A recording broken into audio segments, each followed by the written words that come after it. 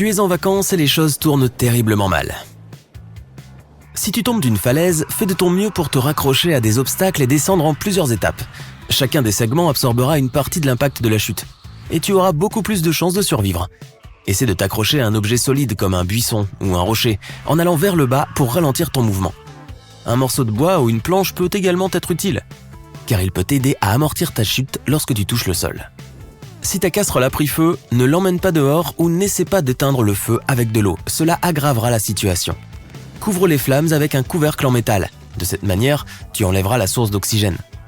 Tes mouvements doivent être rapides, mais doux et calmes. N'oublie pas de garder le couvercle entre toi et les flammes. Laisse le couvercle en place jusqu'à ce que la casserole ait refroidi. Si le feu est petit et facile à maîtriser, tu peux utiliser du sel ou du bicarbonate de soude pour l'éteindre. À propos, l'utilisation de levures chimiques, de farine ou d'autres poudres de cuisson qui ressemblent à du sel ou du bicarbonate de soude est un non absolu. Ils ne te seront d'aucune aide car leur composition chimique est différente. Si tu te retrouves dans une foule en panique, ta tâche principale est de créer un peu d'espace autour de toi. Pour ce faire, garde tes mains près de ta poitrine, tes bras pliés au niveau du coude. Les boxeurs utilisent souvent cette position pour protéger leurs organes vitaux. Ne traverse pas le chemin de la foule. Déplace-toi avec elle en dérivant lentement vers l'un de ses côtés. Fais attention à ne bloquer le passage à personne, car dans ce cas, tu pourrais être poussé au sol. Si tu es avec ta famille, mets l'enfant sur tes épaules et laisse les membres les plus faibles de la famille passer devant toi. De cette façon, tu pourras contrôler le mouvement et tu ne perdras personne. Si quelqu'un t'attaque par derrière dans la rue, écrase-lui le pied. Fais-le avec toute la force dont tu disposes et vise le haut du pied. Cela peut endommager ou même briser plusieurs os du pied, ce qui compliquera la tâche de l'agresseur s'il décide de te poursuivre. Si tu es enfermé dans un coffre de voiture, essaie d'envoyer un signal SOS aux personnes qui se trouvent à l'extérieur. Pour ce faire, cherche les fils des feux arrière. Il y en a généralement au moins 2 pour chaque feu. Trouve quelque chose de pointu dans le coffre et coupe un de ces fils. Lorsque tu reconnecteras les extrémités, la lumière clignotera. Si les freins de ta voiture arrêtent soudainement de répondre, demande aux passagers, si tu en as, de s'assurer que leur ceinture de sécurité est bien attachée. Ensuite, allume les feux d'urgence, informe les autres conducteurs que tu as une urgence en utilisant ton klaxon et tes phares longue portée. En cas de mouvement brusque et fort, appuie sur la pédale de frein. C'est ainsi que tu pourras créer une pression dans le système de freinage. Ensuite, rétrograde prudemment et mets le levier de vitesse en position L.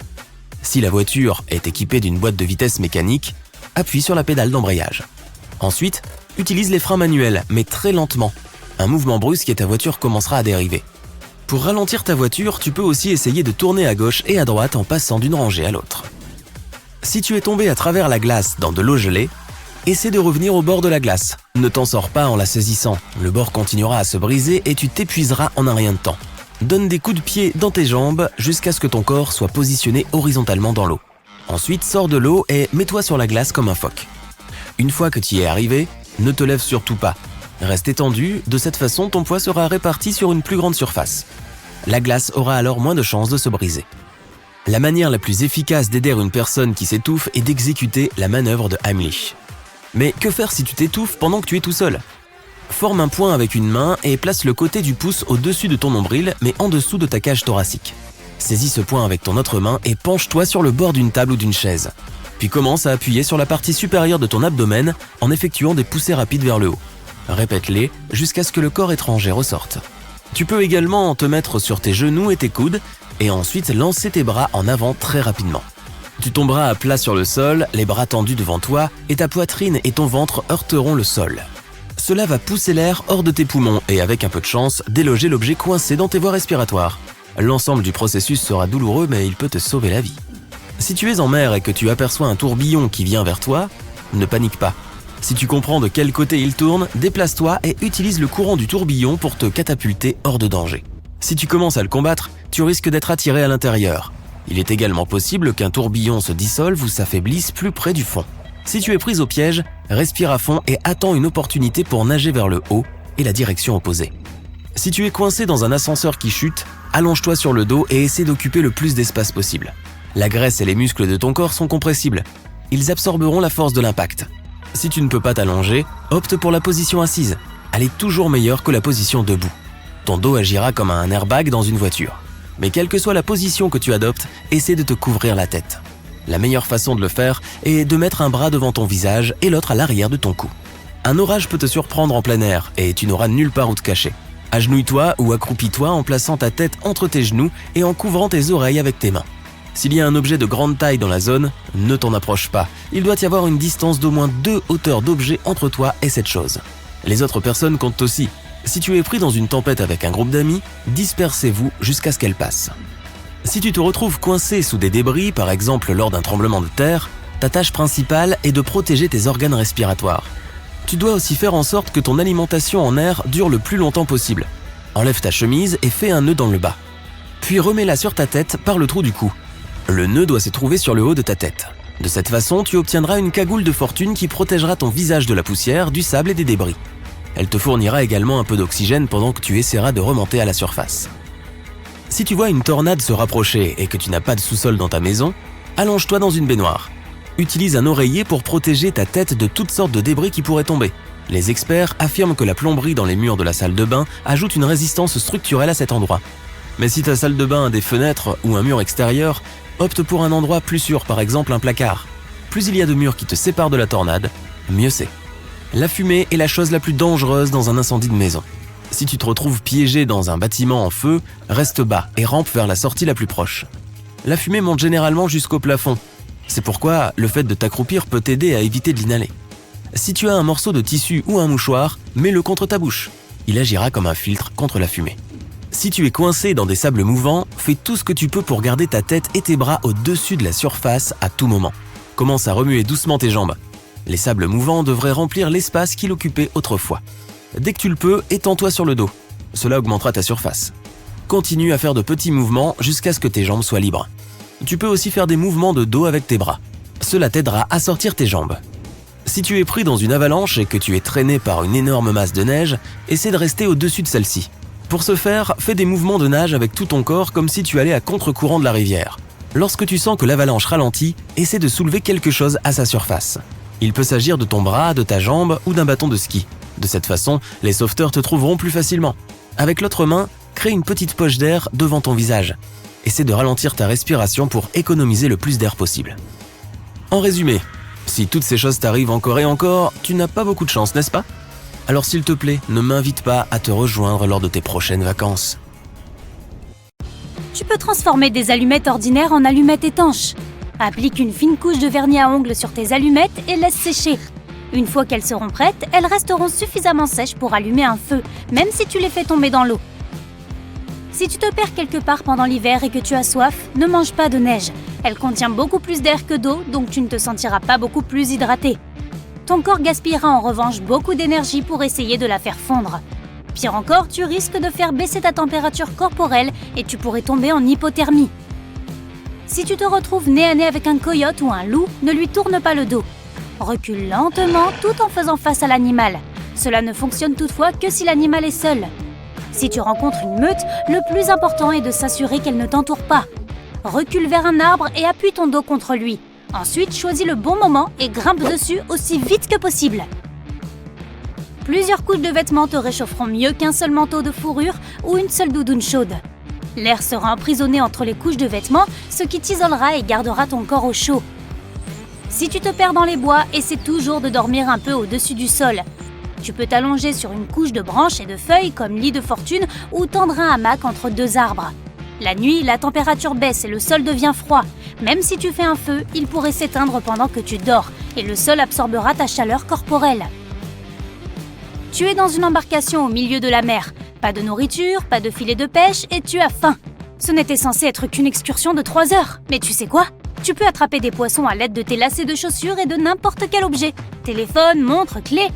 L'ombre projetée par le bateau dans la mer peut attirer les poissons et un objet réfléchissant peut servir d'appât. Attache tes clés à tes lacets de chaussures et utilise-les comme une canne à pêche. Même si un poisson ne mord pas, des activités comme celle-ci sont un bon moyen de ne pas perdre la tête en pleine mer. Une courte méditation peut te sauver d'une crise de panique. Tu dois te concentrer sur ta respiration et essayer de la ralentir. Ton cerveau va rapidement se calmer et détourner son attention de la panique. Les masques à oxygène dans les avions fonctionnent sur le même principe. Lorsque tu contrôles ta respiration, ton attention est redirigée loin de ce qui se passe. Tu peux fabriquer une torche à partir d'une bûche. Place une petite bûche verticalement, fais une profonde entaille en forme d'étoile sur le dessus. Mets-y de l'herbe sèche, des feuilles et des brindilles. Une fois que tu as terminé, mets le feu à la bûche et elle brûlera pendant 3 heures maximum. Cela devrait fonctionner quelle que soit la taille et le type de bois. Si tu rencontres un grizzly en colère, n'essaie jamais de t'enfuir car l'ours pourra facilement te rattraper. Au lieu de cela, allonge-toi et ne bouge pas. Les grizzlies n'attaquent généralement que lorsqu'ils voient une menace, donc ils te laisseront souvent tranquille si tu leur montres que tu ne leur causeras aucun problème. Mais cela ne fonctionne qu'avec les grizzlies. Si une confrontation est inévitable, recule lentement et utilise un spray anti-ours. Si tu n'en as pas, le spray au poivre fonctionne de la même façon et devrait désorienter l'ours et le faire fuir. Ou pas. Ne mange pas de baies ou de champignons dans la forêt si tu ne sais pas exactement ce qu'ils sont. Ils pourraient être toxiques. Si tu n'as pas d'autre choix, mange l'écorce intérieure des érables, des bouleaux et des pins pour remplir ton estomac. Utilise un couteau pour enlever l'écorce extérieure rugueuse et arriver à la substance blanche plus molle. Tu peux la faire bouillir pour la rendre encore plus molle ou la faire cuire sur un feu ouvert pour en faire un encas croustillant. Et si tu es vraiment affamé, tu peux manger des fourmis. Elles ne sont peut-être pas très appétissantes, mais elles sont plutôt nutritives. Si tu n'as pas de montre, tu peux utiliser tes doigts pour savoir combien de temps il reste avant le coucher du soleil. Lève ta main de sorte que l'intérieur de ta paume soit face à toi. Tes doigts doivent se trouver entre le soleil et la ligne d'horizon. Regarde combien de doigts peuvent tenir dans cet espace. L'épaisseur d'un doigt correspond à environ 15 minutes. Tu peux donc calculer le temps qu'il reste avant le coucher du soleil. Si tu es perdu et que tu dois faire un feu pour attirer l'attention, jette-y beaucoup de branches de pin ou de cèdre, des pommes de pin et tout objet en caoutchouc inutile. Ton feu émettra plus de fumée noire, ce qui le rendra visible de loin. Si tu n'as pas d'eau dans le désert mais que tu as de la nourriture, essaie d'éviter de manger aussi longtemps que possible. Plus tu manges, plus tu as soif. Le corps a besoin de liquide pour digérer les aliments. Il utilisera donc le peu que tu as. Une personne peut vivre beaucoup plus longtemps sans nourriture que sans eau, alors n'aie pas peur d'être affamé. Tu as trouvé une énorme flaque d'eau sale dans la forêt. Si tu as désespérément besoin de boire, tu peux remplir ta bouteille et la filtrer pour en faire de l'eau potable. Pour la nettoyer, fabrique une corde faite de gaz ou de vêtements. Place une extrémité dans la bouteille d'eau sale et l'autre dans une bouteille vide. Très vite, l'eau propre s'écoulera dans la bouteille vide à travers la corde, tandis que les impuretés resteront dans la première. Avant de partir en randonnée, remplace tes lacets ordinaires par des lacets en paracorde. Si tu n'as pas assez de cordes, ces lacets peuvent te donner quelques centimètres supplémentaires en cas de besoin. Si tu es perdu en forêt et que tu n'as rien pour te réchauffer, alors ramasse des feuilles et de l'herbe sèche sur le sol et mets-les entre 2 couches de vêtements. Cela t'aidera à rester au chaud plus longtemps. Si tu es perdu dans un désert, essaie de bouger le moins possible pendant la journée. Trouve une ombre ou crée-la à partir de matériaux improvisés et abrite-toi jusqu'au soir. La nuit, tu dépenseras beaucoup moins d'énergie et tu utiliseras moins de liquide en marchant. Cela t'aidera à éviter le risque d'insolation. Si tu tombes à travers la glace, n'essaie pas de t'en sortir comme tu le ferais dans une piscine.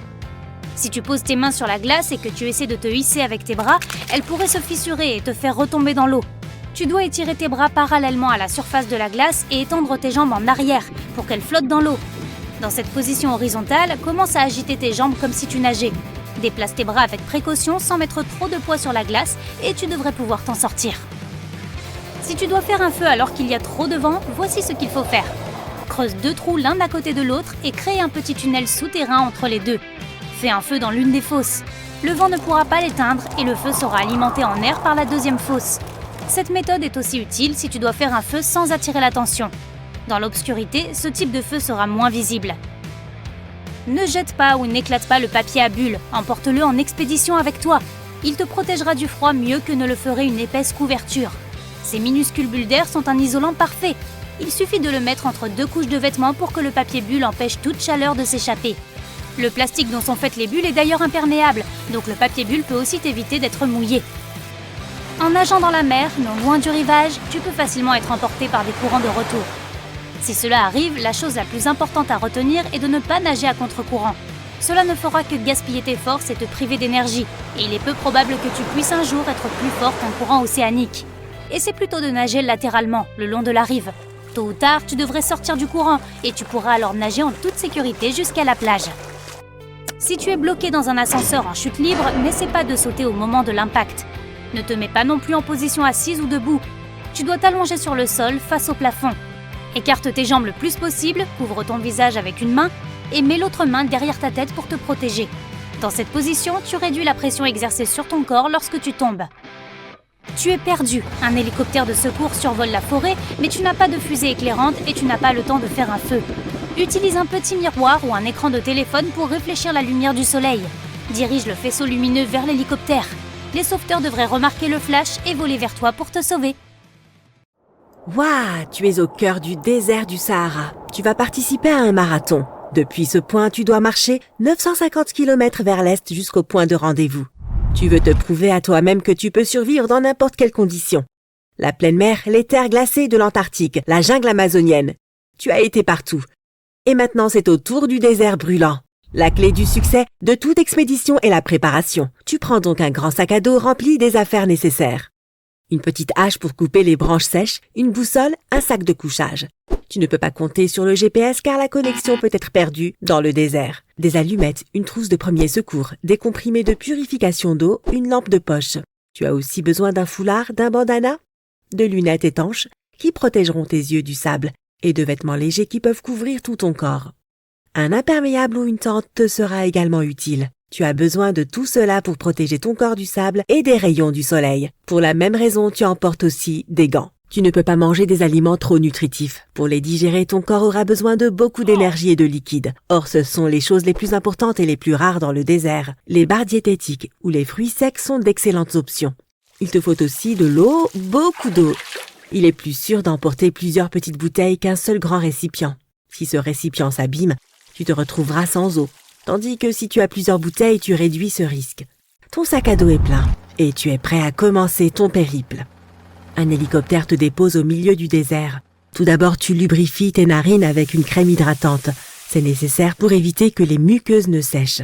L'air chaud peut te brûler le nez et tu ne veux pas respirer par la bouche pour ne pas perdre la précieuse humidité qui y règne. Tu marches quelques mètres et tu t'arrêtes. Ce serait une erreur de voyager dans un endroit aussi chaud pendant la journée. Tu vas commencer à transpirer et perdre beaucoup de liquide. Or, tes réserves d'eau sont limitées. Le moment idéal pour voyager est le soir et la nuit. À ce moment-là, il fait froid. Tu auras besoin de bouger davantage pour te réchauffer. Tu trouves donc un vieil arbre abattu et tu y attaches un auvent. Tu as créé une ombre, ce qui signifie que ton lieu de repos est prêt. Il est important de bouger le moins possible pour économiser ton énergie. Tu ouvres ta carte et sors ta boussole. Puis tu vérifies l'itinéraire, tu regardes autour de toi et tu étudies le paysage désertique pour pouvoir t'y orienter plus facilement. Tu veux boire de l'eau mais tu t'arrêtes. Il est préférable de ne pas boire pendant 24 heures pour que ton corps passe en mode survie. Tu fermes les yeux et t'endors. Le sable te souffle au visage. Tu te lèves et tu vois qu'une tempête de sable s'approche. L'arbre près duquel tu as dormi semble trop fragile. Il ne résistera pas à la tempête. Tu as besoin d'un abri de toute urgence. Tu mets tes lunettes, tu attaches le foulard autour de ta tête et tu l'humidifies pour faciliter ta respiration. Si tu n'avais pas d'écharpe, tu devrais couvrir ton visage avec tes mains. Toutes les parties de ton corps doivent être protégées par des vêtements. De minuscules grains de sable entrent en collision avec ta peau à grande vitesse. Malgré la protection, tu en sens quelques-uns sur ton visage.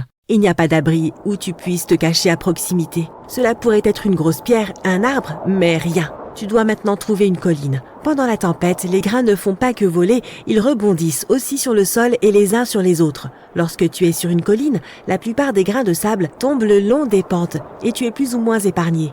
Tu dois rejoindre un terrain élevé dès que possible, car il est difficile de se déplacer dans de telles conditions. Tu perds trop d'énergie, tu dois même marcher à reculons, le dos tourné au vent pour protéger ton visage. La tempête se renforce.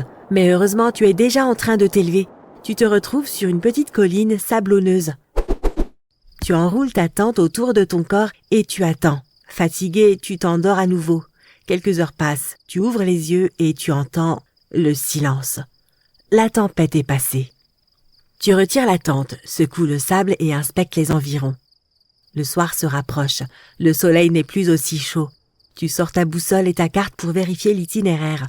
Mais l'instant d'après, tu découvres que la tempête de sable a complètement transformé le paysage environnant. Il est difficile de se diriger à l'aide de la carte lorsqu'il n'y a pas de point de repère familier. Tu peux facilement t'écarter du chemin et te perdre. Tu ne sais pas trop où aller. Mais tu as de l'eau et de la nourriture et d'autres personnes savent approximativement où tu te trouves. Dans ce cas, il est préférable pour toi de rester où tu es. Ils commenceront à te chercher et finalement te trouveront. Tu ne gaspilleras pas ton énergie et tes réserves. Mais tu regardes la boussole, la carte, et tu décides d'aller vers l'est. Tu es ici pour terminer le marathon, quoi qu'il en coûte. La nuit est assez froide, mais le mouvement constant t'aide à rester au chaud. Tu vérifies tes poches et t'aperçois que tu as perdu tes allumettes pendant la tempête. Puis tu vois un arbre sec devant toi. Tu coupes quelques-unes de ses branches et les attaches à ton sac à dos. En marchant, tu laisses des marques sur le sable. Ce sont les branches auxquelles tu as attaché des morceaux de tissu et que tu plantes dans le sol à intervalles réguliers. De cette façon, tu peux aider les sauveteurs à te retrouver si tu n'arrives pas au point de rendez-vous. C'est déjà l'aube. Le soleil est brûlant. Tu trouves un autre arbre, crée une ombre à l'aide de la tente, bois un peu d'eau et t'endors. La nuit venue, tu coupes les branches de l'arbre et tu erres à nouveau dans le désert. Il semble que tu sois perdu. Ton eau s'épuise plus vite que prévu. Tu grignotes une barre énergétique et ton corps réclame encore plus d'eau. Le plus important dans cette situation est de rester calme. La panique draine ton énergie. Tu essayes d'imaginer que le désert est ta maison et que tu le connais parfaitement. Cela te procure force et confiance. Tu trouves les ruines d'un vieux bâtiment et tu te caches dans son ombre. Ensuite, tu mets les branches en un seul tas et tu y mets le feu avec un miroir. Tu as besoin du feu pour que les sauveteurs remarquent la fumée. Malheureusement, il n'y a pas d'hélicoptère qui vole dans le ciel. Tu continues ton chemin la nuit suivante et tu découvres qu'il ne te reste qu'une seule bouteille d'eau. Tu essayes de manger le moins possible pour que ton corps ne gaspille pas d'énergie à digérer les aliments. Cela te rend plus faible. Ton objectif est maintenant de réapprovisionner tes réserves. Pour ce faire, tu dois attendre l'aube.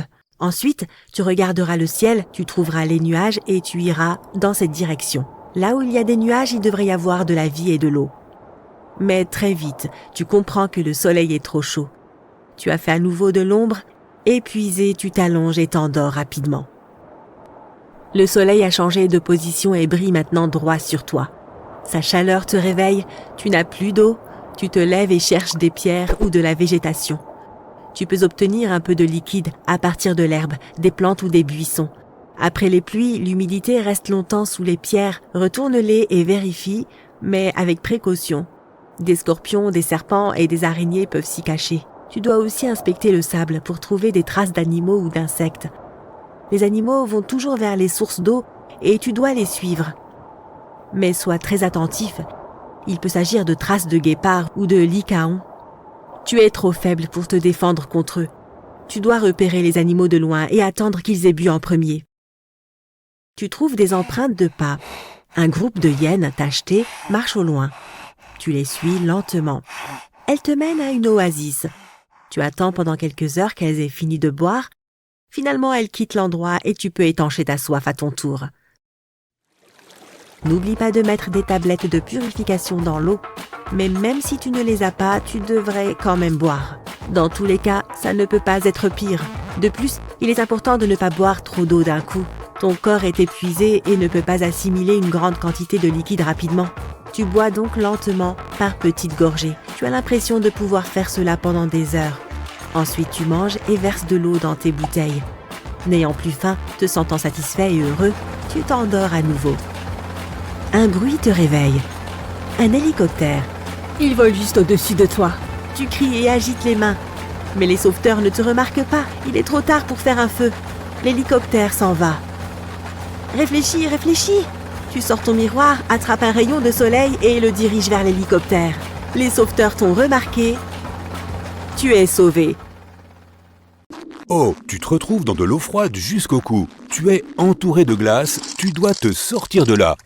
Lorsque tu nages dans de l'eau glacée, ton corps peut éprouver un certain choc. Tes réflexes risquent de te pousser à halter, mais ne le fais pas. Essaie simplement de garder la tête hors de l'eau. Débarrasse-toi de tout objet lourd comme les bottes, les vestes ou les sacs à dos. Lorsque tu atteins la glace, n'essaie pas juste d'en sortir. Ce n'est pas exactement comme une piscine. Essaie plutôt de te mettre en position horizontale et utilise tes jambes pour nager sur la glace. Serre-toi de tes mains pour te hisser hors de l'eau. Une fois à la surface, roule de côté en t'éloignant du bord, puis rampe, puis marche. Si tu t'aventures dans la nature, il est préférable de préparer quelques affaires à l'avance.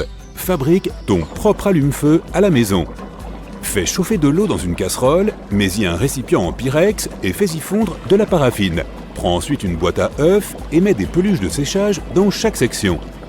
Remplis-les de paraffine, puis attends que tout soit solide et découpe chaque petite section. Il suffit d'un seul de ces petits morceaux pour démarrer un feu bien plus facilement. Le fil dentaire peut être très pratique pour survivre dans la jungle. Tu peux l'utiliser comme fil de pêche avec une languette de boîte de conserve comme hameçon. Il peut aussi être utilisé comme corde à linge si tu le tends entre deux arbres. Il a l'air un peu fragile, mais un seul morceau de fil peut supporter jusqu'à 2,2 kg. Il est aussi très inflammable, donc si tu as du mal à allumer un feu, tu peux utiliser quelques mètres de fil dentaire pour le démarrer. Tu peux fabriquer une corde très solide avec une simple bouteille en plastique, si tu as une bonne paire de ciseaux. Coupe le goulot de la bouteille pour qu'elle ressemble à une tasse haute et étroite. Puis, découpe-la comme certaines personnes épluchent une orange, en tournant en rond et en faisant une spirale. Tâche de garder la même largeur durant tout le processus. Le résultat sera beaucoup plus long et plus solide que ce à quoi tu t'attends. Tu peux l'utiliser pour attacher des bâtons ensemble, pour faire une hutte, ou tu peux l'enrouler autour de ton sac à dos au cas où il se déchirerait ou autre. Le sucre peut être nocif pour les dents, mais il a un super pouvoir plutôt chouette. Il suffit d'en verser sur un morceau de tissu et de l'utiliser comme un pansement. Oh, c'est délicieux! Les moustiques peuvent être très pénibles et il y en a beaucoup partout. Tu peux fabriquer ton propre répulsif à insectes pour éloigner ces petites bêtes exaspérantes. Il suffit d'une orange, d'un citron ou de tout autre agrume. Ils sont pleins d'huiles essentielles que les moustiques ne peuvent pas supporter. Épluche une orange et frotte son écorce directement sur ta peau, en veillant à la presser légèrement au préalable pour faire ressortir les précieuses huiles essentielles. Une autre bonne façon de tenir les moustiques à distance est d'ajouter un peu de peau d'orange à ton feu de camp. Cela libère les huiles essentielles dans l'air. Tu commences à avoir faim, mais tu n'as rien pour allumer un feu. Vide tes poches, il y a peut-être quelque chose là-dedans que tu pourras utiliser comme allume-feu de fortune. Si tu disposes d'une pile et d'un emballage de chewing-gum métallique, tu as ce qu'il te faut. Coupe une fine bande de l'emballage, assez longue pour pouvoir joindre les deux côtés de la pile. Le milieu de la bande doit être plus fin que les extrémités. Prends de l'herbe sèche, des brindilles ou même du papier, tout ce que tu pourras utiliser pour allumer ton feu.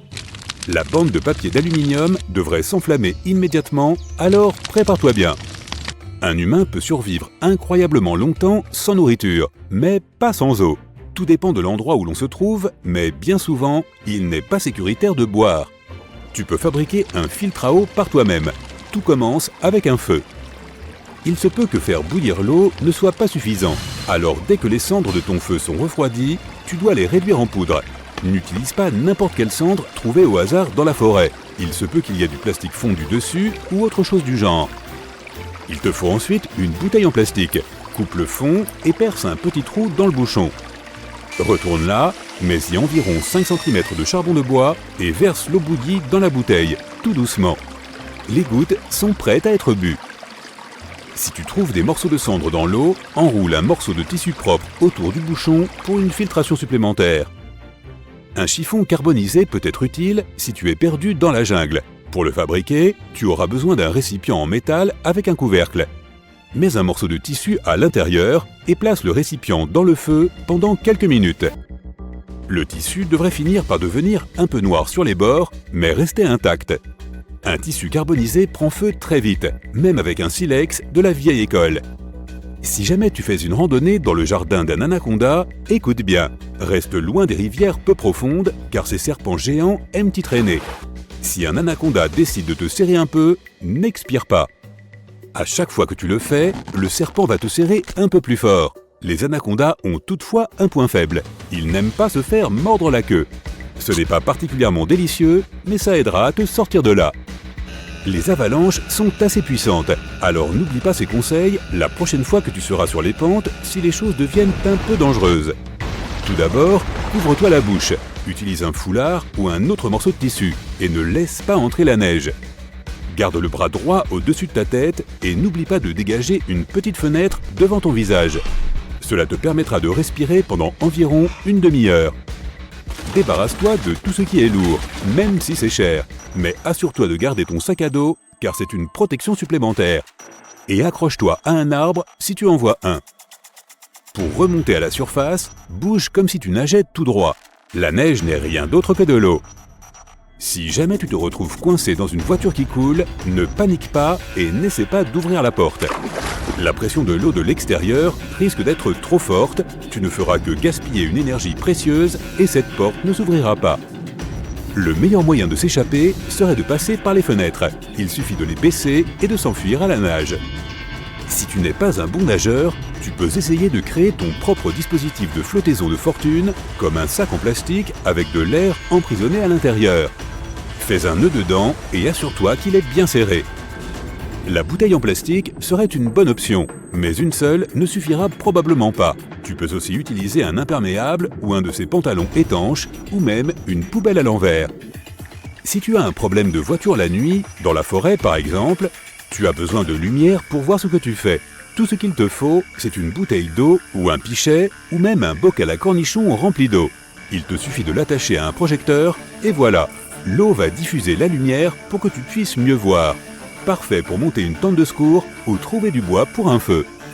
Les pots Mason, ces pots à cornichons, sont très pratiques pour conserver les allumettes. Si tu campes dans une forêt, il est vraiment important de cacher ces allumettes dans un endroit sec et bien sécurisé.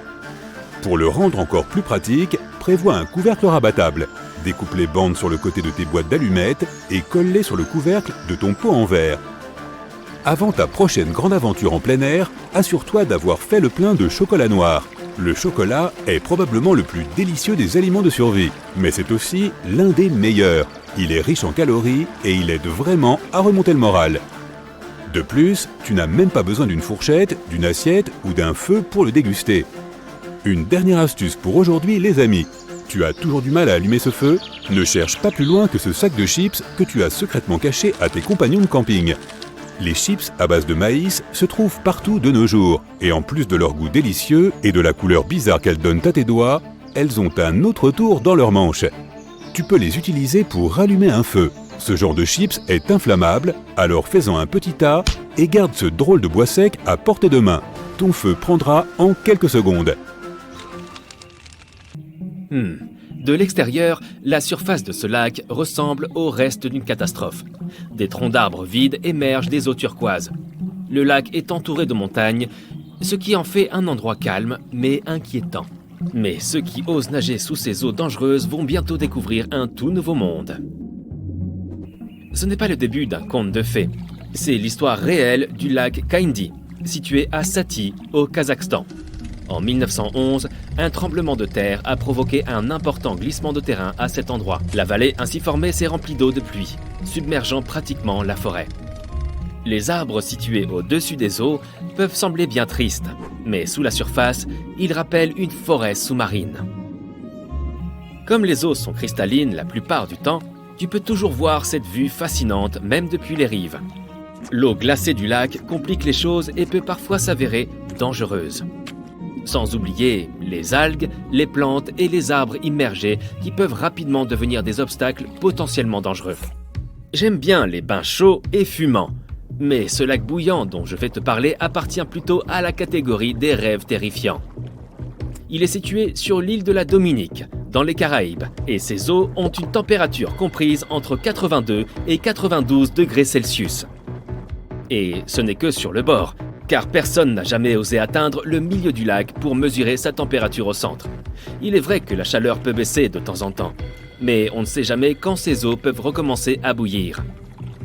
L'endroit est également dangereux en raison des gaz qu'il dégage, comme le dioxyde de carbone. L'odeur n'est pas agréable, crois-moi, mais c'est surtout à cause du soufre présent dans l'air vaporeux. Ce lac, apparemment calme, recèle également une dangereuse surprise. Le lac Monoun est situé dans la province de l'Ouest, au Cameroun. C'est l'un des rares lacs en éruption sur toute la planète, semblable à un volcan. Et la plupart du temps, il le fait sans aucun avertissement. Sa dernière éruption remonte à 1894, date à laquelle il a causé de sérieux dégâts. Le mécanisme chimique de ces lacs fonctionne comme une canette de soda que l'on secoue avant de l'ouvrir. Des gaz dangereux se trouvent au fond des eaux, si bien que toute perturbation à la surface peut déclencher leur éruption. Le lac Natron, en Tanzanie, est peut-être beau à regarder en raison de sa couleur particulièrement rougeâtre. Mais ce n'est certainement pas un endroit où l'on a envie de se baigner. Si l'eau est extrêmement salée, elle se combine également avec des algues, qui, soit dit en passant, sont responsables de la coloration. Et ce n'est même pas ce qu'il y a de plus risqué. Le lac Natron a des niveaux de pH si élevés qu'ils deviennent corrosifs. Si tu mouilles un morceau de tissu teint dans ce lac, il sera bientôt dépourvu de sa couleur. Ces niveaux élevés d'acidité peuvent également causer de sérieux problèmes à la peau humaine. Tout n'est pas mauvais pour certaines créatures, car le lac Natron est le seul endroit où vivent plus de 2,5 millions de petits flamants roses. Ces eaux acides et saumâtres assurent leur survie. Il n'est donc pas étonnant qu'ils aiment rester dans les parages. Le risque que représente le lac Nicaragua est moins lié à la chimie qu'à ses habitants. Situé à la frontière du Costa Rica et du Nicaragua, c'est le plus grand lac d'eau douce d'Amérique centrale. À première vue, tu ne penseras pas qu'il peut être dangereux. Mais à cause des requins taureaux qui l'habitent, je te déconseille de t'y baigner. Les requins ont tendance à être des créatures imprévisibles et parfois intimidantes. De plus, ils sont prêts à tout manger si nécessaire. Les scientifiques ont d'abord cru que cette espèce de requin se trouvait uniquement dans ce lac. Mais ils ont vite découvert que des gens avaient vu les mêmes requins dans la mer des Caraïbes. Ces créatures étonnantes traversent non seulement une distance de plus de 193 km pour arriver jusqu'ici, mais peuvent également s'adapter à l'eau douce, ce que tous les poissons ne peuvent pas faire. Le grand trou bleu du Belize peut sembler séduisant pour les plongeurs.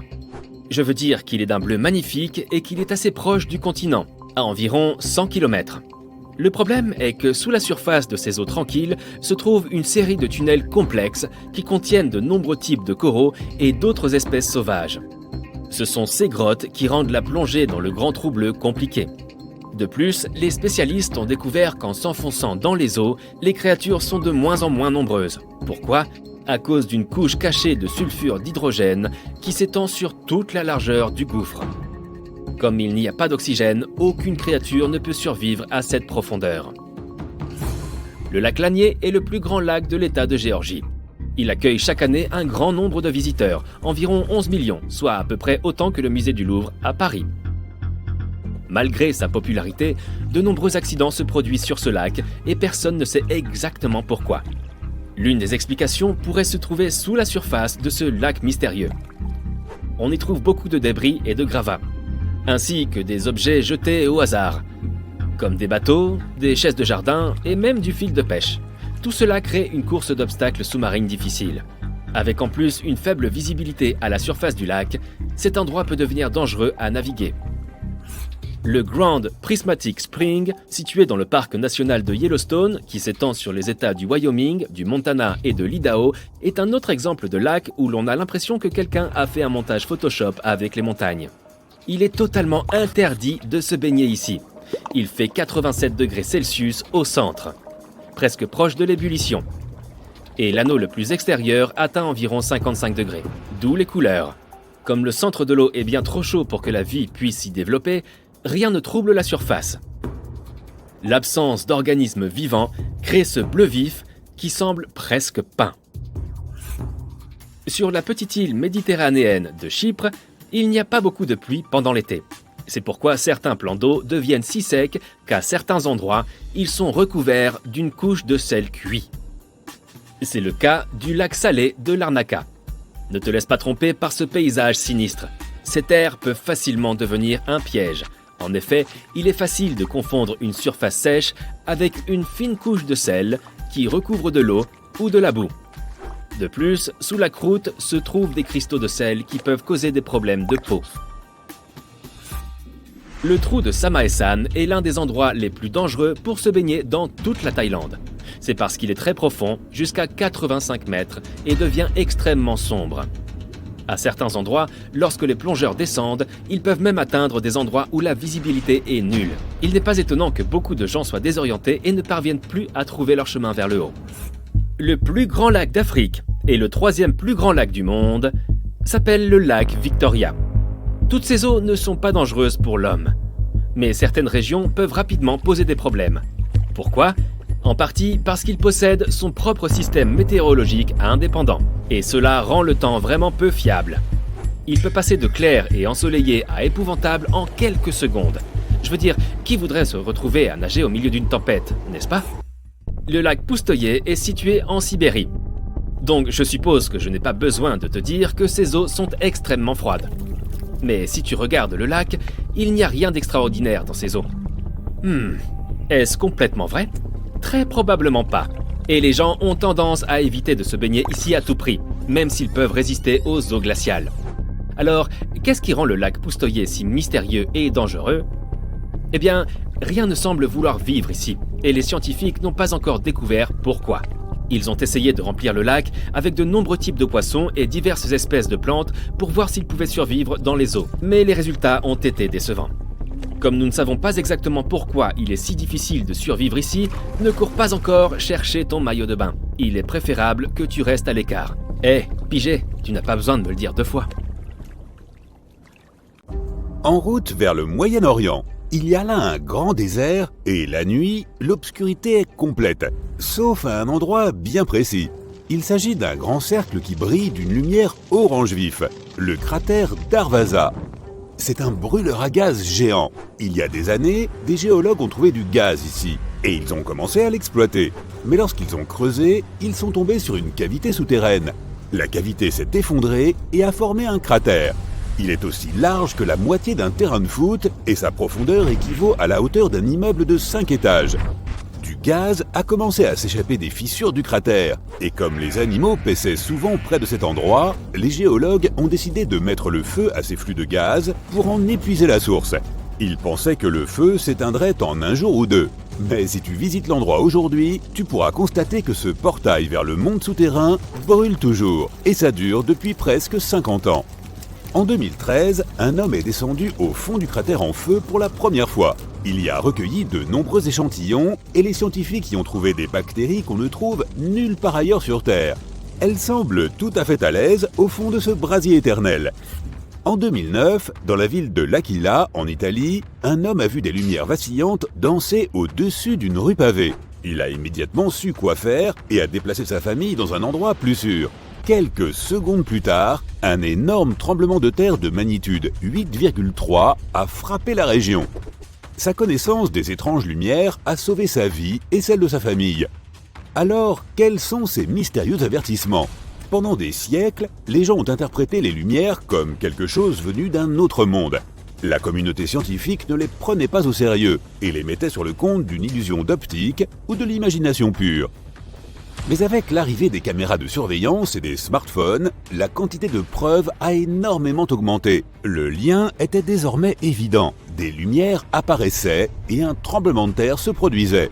Les experts ont donc enfin commencé à prendre la chose au sérieux et à creuser pour découvrir la vérité. Mais après des années de recherche, les géologues ne sont toujours pas totalement sûrs de la source des lumières. Ils en ont toutefois identifié 5 types. Des éclairs brillants qui illuminent le ciel, ressemblant à des éclairs d'orage ou à un flash d'appareil photo très puissant. Des rayons dans le ciel qui peuvent ressembler à des colonnes lumineuses. Des flammes de différentes tailles qui traversent le sol. Des lueurs diffuses au-dessus des montagnes. Et des boules de lumière qui se déplacent lentement et qui peuvent être interprétées à tort comme de la foudre en boule. Autre phénomène atmosphérique tout aussi peu compris, ces boules peuvent flotter et exploser, laissant derrière elles une odeur de soufre. Mais contrairement à la foudre en boule, ces boules-là semblent être inoffensives, si on ne prend pas en compte ce qu'elles annoncent. Quoi qu'il en soit, les experts ne savent toujours pas comment tous ces types de lumières sont liés au tremblement de terre. Les lumières n'apparaissent pas seulement avant qu'un séisme ne frappe. Certaines ont été signalées pendant et après les séismes. Elles peuvent aussi apparaître avec d'autres phénomènes, comme les chutes de météorites, les éruptions volcaniques ou les aurores boréales. Pour l'instant, les scientifiques ne peuvent que proposer des théories pour expliquer l'inexplicable. L'une des plus récentes prétend que les lumières sont dues à des lignes électriques rompues pendant un tremblement de terre. Mais cette théorie n'explique pas comment le phénomène a été rapporté il y a des centaines, voire des milliers d'années. Comme dans cet ancien conte chinois, selon lequel des nuages ressemblant à des dragons apparaissaient dans le ciel pour avertir d'un prochain tremblement de terre. Ou comme par cet ancien historien romain qui a rapporté que d'énormes lumières ressemblant à des flammes ont éclaté juste avant qu'un énorme tremblement de terre ne se produise. La théorie des lignes électriques a donc été rapidement écartée. Une autre théorie a suggéré qu'il s'agissait de gaz qui s'échappaient. Pendant un tremblement de terre, les roches souterraines se dilatent et se rétractent sous la pression et la chaleur. Cela ouvre et ferme de petits espaces entre elles. Différents gaz se feraient un chemin à travers ces nouvelles ouvertures. Le radon, par exemple, peut être libéré pendant une activité sismique. Il peut ioniser l'air, le rendant électriquement chargé. Mais le radon ne le fait pas assez pour créer des étincelles de lumière. Cette théorie est tentante, mais elle doit être écartée aussi. L'une des théories les plus acceptées est que cela pourrait provenir de l'électricité qui remonte du sous-sol. Lorsque les roches ignées souterraines, celles qui se forment à partir du magma dans les profondeurs de la Terre, subissent des contraintes, elles libèrent de l'oxygène ionisé, ou chargé électriquement. Il traverse la surface et monte dans l'atmosphère, où il crée un champ électrique localisé. Cela peut produire de brefs éclairs de lumière visibles. Certains ne sont même pas si rapides et peuvent durer plusieurs minutes. Maintenant, imagine que tu as roulé pendant des heures dans la nuit. Tu n'as pas eu l'occasion de te reposer, si bien que ton attention ne tient qu'à un fil. Tu t'arrêtes et sors pour te dégourdir les jambes. Puis tu lèves les yeux au ciel et tu vois un magnifique lever de soleil. Mais attends, il y a 3 soleils dans le ciel. Tu te frottes les yeux, mais il y a toujours 3 étoiles brillantes dans le ciel. Non, notre soleil n'a pas été déchiré en 3 morceaux. Il n'a pas non plus été visité par 2 autres étoiles. C'est ce qu'on appelle une parélie. Elle se produit surtout pendant les fortes gelées. Les petits cristaux de glace dans le ciel déforment la lumière. Par conséquent, tu peux voir 3 points lumineux dans le ciel au lieu d'un seul. Ce phénomène est aussi appelé halo. Habituellement, il s'agit simplement d'un cercle autour du soleil. Il est même possible de voir un halo la nuit. Il suffit de regarder un lampadaire et tu verras un cercle lumineux autour de lui. Parfois, un halo peut prendre une forme plus fantaisiste. S'il y a beaucoup de glace dans l'air, la lumière est encore plus déformée, tout comme dans une pièce avec une douzaine de miroirs. Alors, le halo peut prendre la forme d'un œil humain. À cause de ce phénomène, une fausse aube peut aussi se produire. Alors que tu regardes l'horizon, l'aube pointe et le bord du soleil apparaît. Encore un peu et... le soleil commence à se dissoudre dans le ciel. Après quelques minutes, il fait de nouveau nuit. Et seulement 1 minute plus tard, le vrai soleil montre son visage. C'est le même effet de courbure de la lumière que tu as vu auparavant avec les 3 soleils. Seulement maintenant, la lumière est courbée verticalement et non horizontalement. Et au lieu du vrai soleil, c'est son reflet dans des cristaux de glace dans le ciel qui est apparu.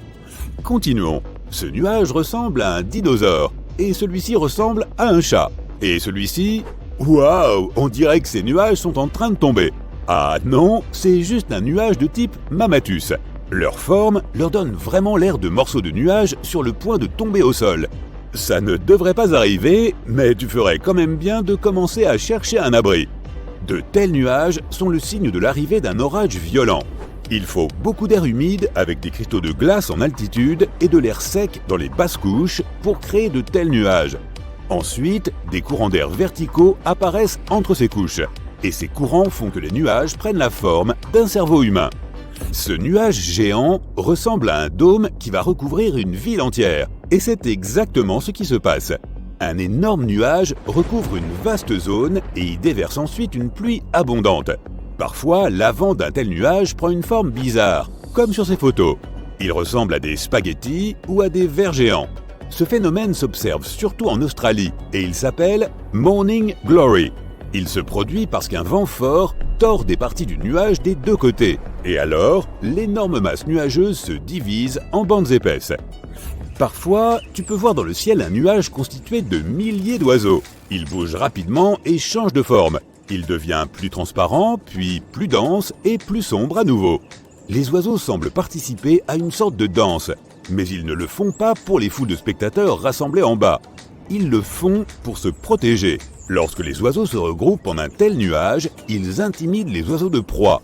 Un aigle ou un faucon aurait du mal à choisir une seule cible parmi le nombre infini d'oiseaux. De plus, ils se déplacent rapidement, se couvrant les uns les autres. Les poissons se serrent les uns contre les autres en banc de la même manière. Un tel nuage peut effrayer un prédateur affamé. Prends des lunettes de soleil pour le suivant. Ce phénomène dure environ 40 minutes et ces nuages sont les mêmes que ceux qui peuvent causer l'apparition d'un anneau effrayant autour de la Lune la nuit. La nature envoie des signes précurseurs de catastrophes de nombreuses façons différentes. Des arbres en forme de J peuvent signifier qu'un glissement de terrain se prépare. Comme le sol bouge lentement, les arbres prennent cette forme très photogénique. Dans ce cas, essaie de trouver une zone plate et évite de t'approcher des arbres, sauf si tu as une force surhumaine. Un autre phénomène mystique peut être observé dans le désert, une cascade de sable. Lorsque le vent charrie beaucoup de sable au bord d'un canyon, il commence à tomber. Maintenant, amplifie cet effet 100 fois et tu obtiens une cascade de sable, comme celle qu'on peut observer en Arabie Saoudite. C'est comme les chutes du Niagara, sauf qu'il n'y a pas une goutte d'eau. Les locaux affirment que ce phénomène prévient d'une tempête de sable imminente. Bienvenue sur cette île déserte. Comment avons-nous atterri ici? Aucune idée. Mais maintenant, il va falloir survivre pendant quelques jours et je vais t'apprendre tout ce que je sais. Heureusement, où que j'aille, je suis toujours préparée à une situation comme celle-ci. Et dans mon sac à dos magique, j'ai tout ce dont on aura besoin pour survivre. La première chose est bien sûr un couteau, qui sera utile dans de nombreuses situations. Entouré par la mer, tu n'as pas d'eau potable à disposition. Oups, je n'ai pas mis de gourde dans le sac à dos. Mais pas de panique. Ta source d'eau la plus fiable ici, ce sont les noix de coco. Il faut donc aller en chercher. Si tu as la chance d'en trouver des vertes, tu peux les couper avec un couteau, c'est relativement facile. Mais le problème, c'est qu'elles poussent en haut des cocotiers. Tu es libre de grimper là-haut pour en attraper, mais ce ne sera pas facile. Heureusement, lorsque les noix de coco arrivent à maturité, elles brunissent et tombent des arbres. L'eau qu'elles contiennent reste potable pendant environ 9 mois. Tu peux donc en ramasser directement sur le sol. Le problème, c'est qu'elles peuvent être assez difficiles à ouvrir. Mais si tu as la chance d'avoir un tournevis, ce sera beaucoup plus facile. De même, une simple pierre peut te permettre de casser une noix de coco. Mais n'oublie pas de l'envelopper dans une serviette ou un vêtement au préalable. N'oublie pas que tu ne peux pas boire autant d'eau de coco que tu veux. Ne bois pas plus que le contenu de 5 noix de coco brunes par jour, sinon tu risques d'avoir des maux d'estomac. D'ailleurs, c'est la même chose pour les noix de coco vertes. Après avoir bu une noix de coco brune, ne la jette pas trop vite. Tu peux gratter la chair blanche et la manger. Elle est tout à fait comestible. Bon, j'ai aussi oublié les bols, mais la noix de coco peut encore nous être utile, puisqu'elle peut être transformée en bol. Après l'avoir coupée, tu auras 2 moitiés en forme de bol. Commence par enlever tout le blanc de l'intérieur, jusqu'à ce qu'il ne reste plus que la coquille. Ce sera ton nouveau bol, mais nous allons le rendre plus joli. Gratte les poils à l'aide du couteau, puis frotte-le avec du sable pour le rendre plus lisse. La dernière chose à faire est de le polir avec la chair de la noix de coco. Les huiles qu'elles contiennent feront briller ton bol. Ensuite, la compétence la plus importante est bien sûr de faire du feu. J'ai mis quelques briquets et une boîte d'allumettes dans le sac pour faciliter les choses. Mais tu ne seras jamais un vrai survivant si tu ne sais pas comment allumer un feu sans briquet ni allumettes. Tu dois trouver un morceau de bois courbé et y attacher une corde comme ceci pour que cela ressemble à un arc. Si tu n'as pas de corde en nylon, un lacet de chaussures fera l'affaire. Donc, quand tu pars en voyage, emporte des chaussures à lacets. Ensuite, trouve un morceau de bois dur, sec. Ce sera ton fuseau. Enroule la corde de l'arc autour du fuseau afin de créer une friction. Le fuseau peut être fixé sur une planche avec une encoche pour le maintenir. Tu auras également besoin d'une autre pièce de bois, généralement appelée bloc à main. Il doit avoir un creux sculpté, ce qui te permettra de créer plus facilement un frottement. Voici comment ça fonctionne. La planche tient le fuseau et tu fais tourner la corde autour de lui comme ceci. Sur le dessus, tu tiens le fuseau avec ton bloc à main. Ensuite, tu commences à bouger l'arc en l'enroulant autour du fuseau pour créer une friction. Il commencera à chauffer et tu finiras par obtenir une braise. Tu dois alors la déplacer avec précaution vers un tas d'amadou et souffler dessus pour essayer d'allumer le feu. Ce sera difficile la première fois, mais une fois que tu auras compris, tu pourras allumer ton feu en moins de 5 minutes. Maintenant qu'on a le feu, il nous faut de la nourriture. Le choix le plus évident est d'aller pêcher.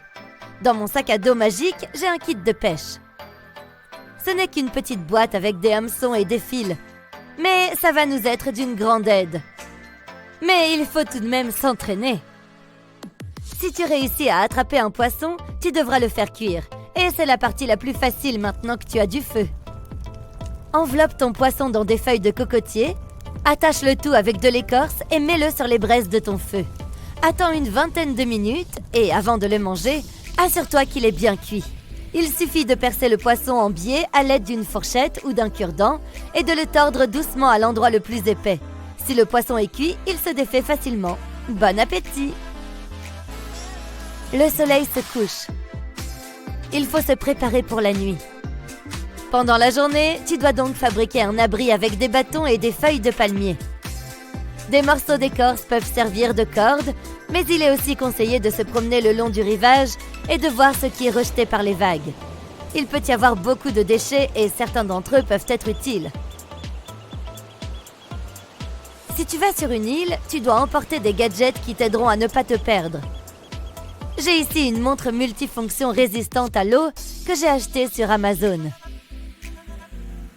En plus de donner l'heure, elle contient une boussole, un thermomètre, un grattoir, un sifflet et même un allume-feu. C'est vrai, ce n'est pas la peine de te donner tout ce mal avec tes bouts de bois, mais il fallait bien que tu apprennes. Bref, emporte la montre avec toi si tu vas dans la jungle. Il te faut maintenant des matériaux pour ton abri, des bâtons, de l'écorce et des feuilles de palmier, qui sont d'ailleurs plus difficiles à arracher de l'arbre que tu ne l'imagines. Les feuilles sèches sur le sol conviennent aussi. Fais le toit de l'abri avec des feuilles de palmier et mets-en aussi sur le sol pour pouvoir t'y allonger. Mais attention, assure-toi que les feuilles que tu utilises ne cachent pas de serpents, d'araignées ou de scorpions. Tu ne veux rien de tout ça dans ton lit. D'autre part, la nuit, les insectes et de nombreuses autres créatures sortent. Et ils seront très heureux de te rejoindre dans ton abri. Le feu et les termitières autour de ton abri contribueront à en éloigner au moins une partie.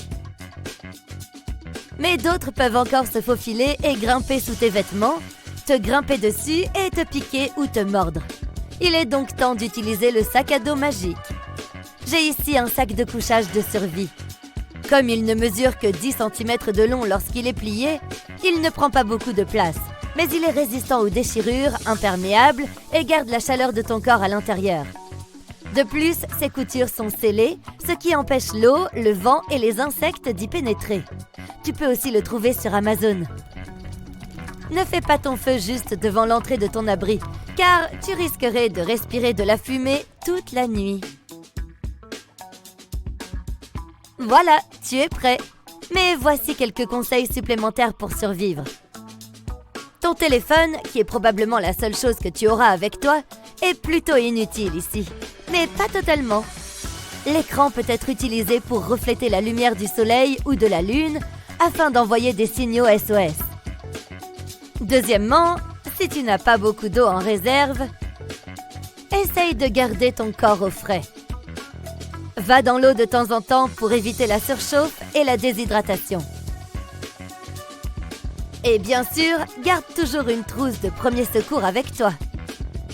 C'est le dernier accessoire de survie que j'ai dans mon sac à dos, également trouvé sur Amazon. Il s'agit d'une trousse résistante à l'eau contenant une paire de ciseaux, des pansements, une pince à épiler, des bandages et d'autres choses utiles. Sur ce, bonne survie, en espérant que tu es maintenant mieux armé en cas de besoin. Tu y es enfin! Après tout cet entraînement, te voilà prêt pour ton premier saut en parachute. Plein de confiance, tu te diriges vers la porte de l'avion alors qu'il atteint l'altitude de 3700 mètres. Tu t'élances dans les airs, mais à la dernière seconde, tu entends l'instructeur te crier quelque chose. « Je n'ai pas vérifié ton parachute !» Tu ne l'entends pas alors que tu t'éloignes déjà de l'avion. Tu ne vois que son expression inquiète. On dirait que quelque chose ne se déroule pas comme prévu. Tu tires sur la poignée pour libérer le parachute. Mais il ne se déploie pas correctement et s'ouvre en une espèce de grosse bourre. Tu commences à tournoyer de plus en plus vite. Tu as le tournis, mais tu dois te ressaisir. Chaque seconde est cruciale. Et depuis cette altitude, tu as moins d'1 minute pour agir. Tu adoptes la formation Bowman, en étalant ton corps avec tes bras et tes jambes pour former un X. Cela crée un peu plus de traînée, ce qui te permet de te stabiliser un peu. Maintenant, tu as plus de temps pour déployer ton parachute de secours. Encore étourdi par le tournoiement, tu essayes de te rappeler où il se trouve. Tu attrapes ce que tu penses être la bonne sangle et tu tires fort. Oh non, c'est une sangle de jambe. Tu as desserré l'attirail sur ton dos et maintenant tu commences à glisser hors des sangles. C'est pas ton jour de chance. Tu t'accroches et tu resserres la sangle de jambe. Ah oui, la procédure de sécurité te revient maintenant. Étape 1, débarrasse-toi du parachute principal au moyen de la poignée rouge. C'est fait. Maintenant, tu es de nouveau en chute libre. Étape 2, à présent, trouve la poignée argentée du câble de déclenchement pour éjecter le parachute de secours. Tu dois te dépêcher. Le sol se rapproche à vitesse grand V. Où est cette poignée? Oups, elle est là, située à gauche de ta poitrine. Tu tires dessus avec force. Flop! Le parachute se déplie, s'étire et freine ta descente. Tu es maintenant soulagé. Le souffle coupé? Le cœur qui bat la chamade? Oh que oui! Enfin, tu peux profiter de la vue. Pendant environ 10 secondes avant d'atterrir au sol. Tout doucement, les pieds en premier. Ça a l'air marrant quand même. On remet ça quand tu veux. Comme toujours, au lieu de prendre les escaliers, tu utilises l'ascenseur. Les chances qu'il ait un accident sont d'1 sur 10 millions. Tu as 10 fois plus de chances d'être frappé par la foudre. Mais aujourd'hui, tu te trouves hélas dans cet ascenseur malchanceux. Alors que tu descends du 5e étage, le système de poulie rencontre un problème. Un câble se rompt et l'ascenseur commence à tomber. Rapidement, tu t'allonges sur le dos en plaçant un bras autour de ta tête pour la protéger de l'impact et l'autre bras sur ton visage pour le préserver d'éventuelles chutes d'objets. Tu étales tes jambes de manière uniforme. En quelques secondes à peine, tu te prépares à l'impact. Il s'écrase et les débris du dessus s'abattent autour de toi. Bien joué, tu as évité les blessures. Mais serait-il possible d'altérer la force de l'impact en sautant? Réfléchis bien. Si tu sautais trop tôt, il serait encore plus sévère, car ta vitesse augmenterait dans la descente. Et si tu sautais trop tard, la vitesse de ton saut vers le haut te ferait te cogner la tête, car l'ascenseur se serait arrêté. Il faudrait que tu sautes au moment précis de l'impact pour que ta propre vitesse soit d'une quelconque efficacité. Et sans la capacité de voir à travers l'acier, ce serait une question de chance. Il est donc préférable d'utiliser la méthode où l'on se couche. Bonne chance en tout cas. Tu te rends au travail en voiture en passant sur le même pont que tous les autres jours. Aujourd'hui, il y a plus de trafic que d'habitude. Tu es coincé dans un embouteillage. Le pont commence à grincer. Malheureusement, il est possible que des ponts à la structure défectueuse s'effondrent sous un poids excessif. Et voilà, c'est justement le cas. Lorsque le pont s'effondre dans la rivière, ta voiture commence par flotter. L'eau monte lentement autour de toi pendant qu'elle se met à couler. Tu essayes de rester calme et de prendre une grande inspiration. Tu as jusqu'à 2 minutes avant que la voiture ne coule complètement. Tu dois agir rapidement et abaisser la fenêtre. En enlevant ta ceinture de sécurité, tu remarques que l'eau est montée au-dessus des fenêtres. Tu essayes de les ouvrir, mais elles sont complètement coincées à cause de la pression. Tu as raté ta chance. Tu t'enfonces encore plus et tu songes à ouvrir la porte. Mieux vaut ne pas faire ça. Cela fera couler ton véhicule encore plus vite. De plus, il sera encore plus dangereux de sortir. La voiture touche le fond et l'eau y pénètre lentement. Tu essayes d'ouvrir la porte, mais la pression est si intense qu'elle ne bouge pas. Tu penses à l'eau qui rentre. Peut-être que si tu attendais qu'il y ait assez d'eau à l'intérieur, cela pourrait réguler la pression, permettant aux portes de s'ouvrir. Mais avec le peu d'air qui resterait, et si les portes ne fonctionnent toujours pas, ce serait courir un trop grand risque. Ton seul choix est de briser la fenêtre. Tu y parviens facilement grâce à la pression de l'eau qui se répand rapidement à l'intérieur. Tu prends ta dernière grande inspiration en te tenant au cadre de la fenêtre. La voiture se remplit rapidement quand le débit d'eau s'arrête soudain. Tu te hisses à travers la fenêtre et tu poses tes pieds sur la voiture. Tu pousses vers le haut et tu nages jusqu'à la surface.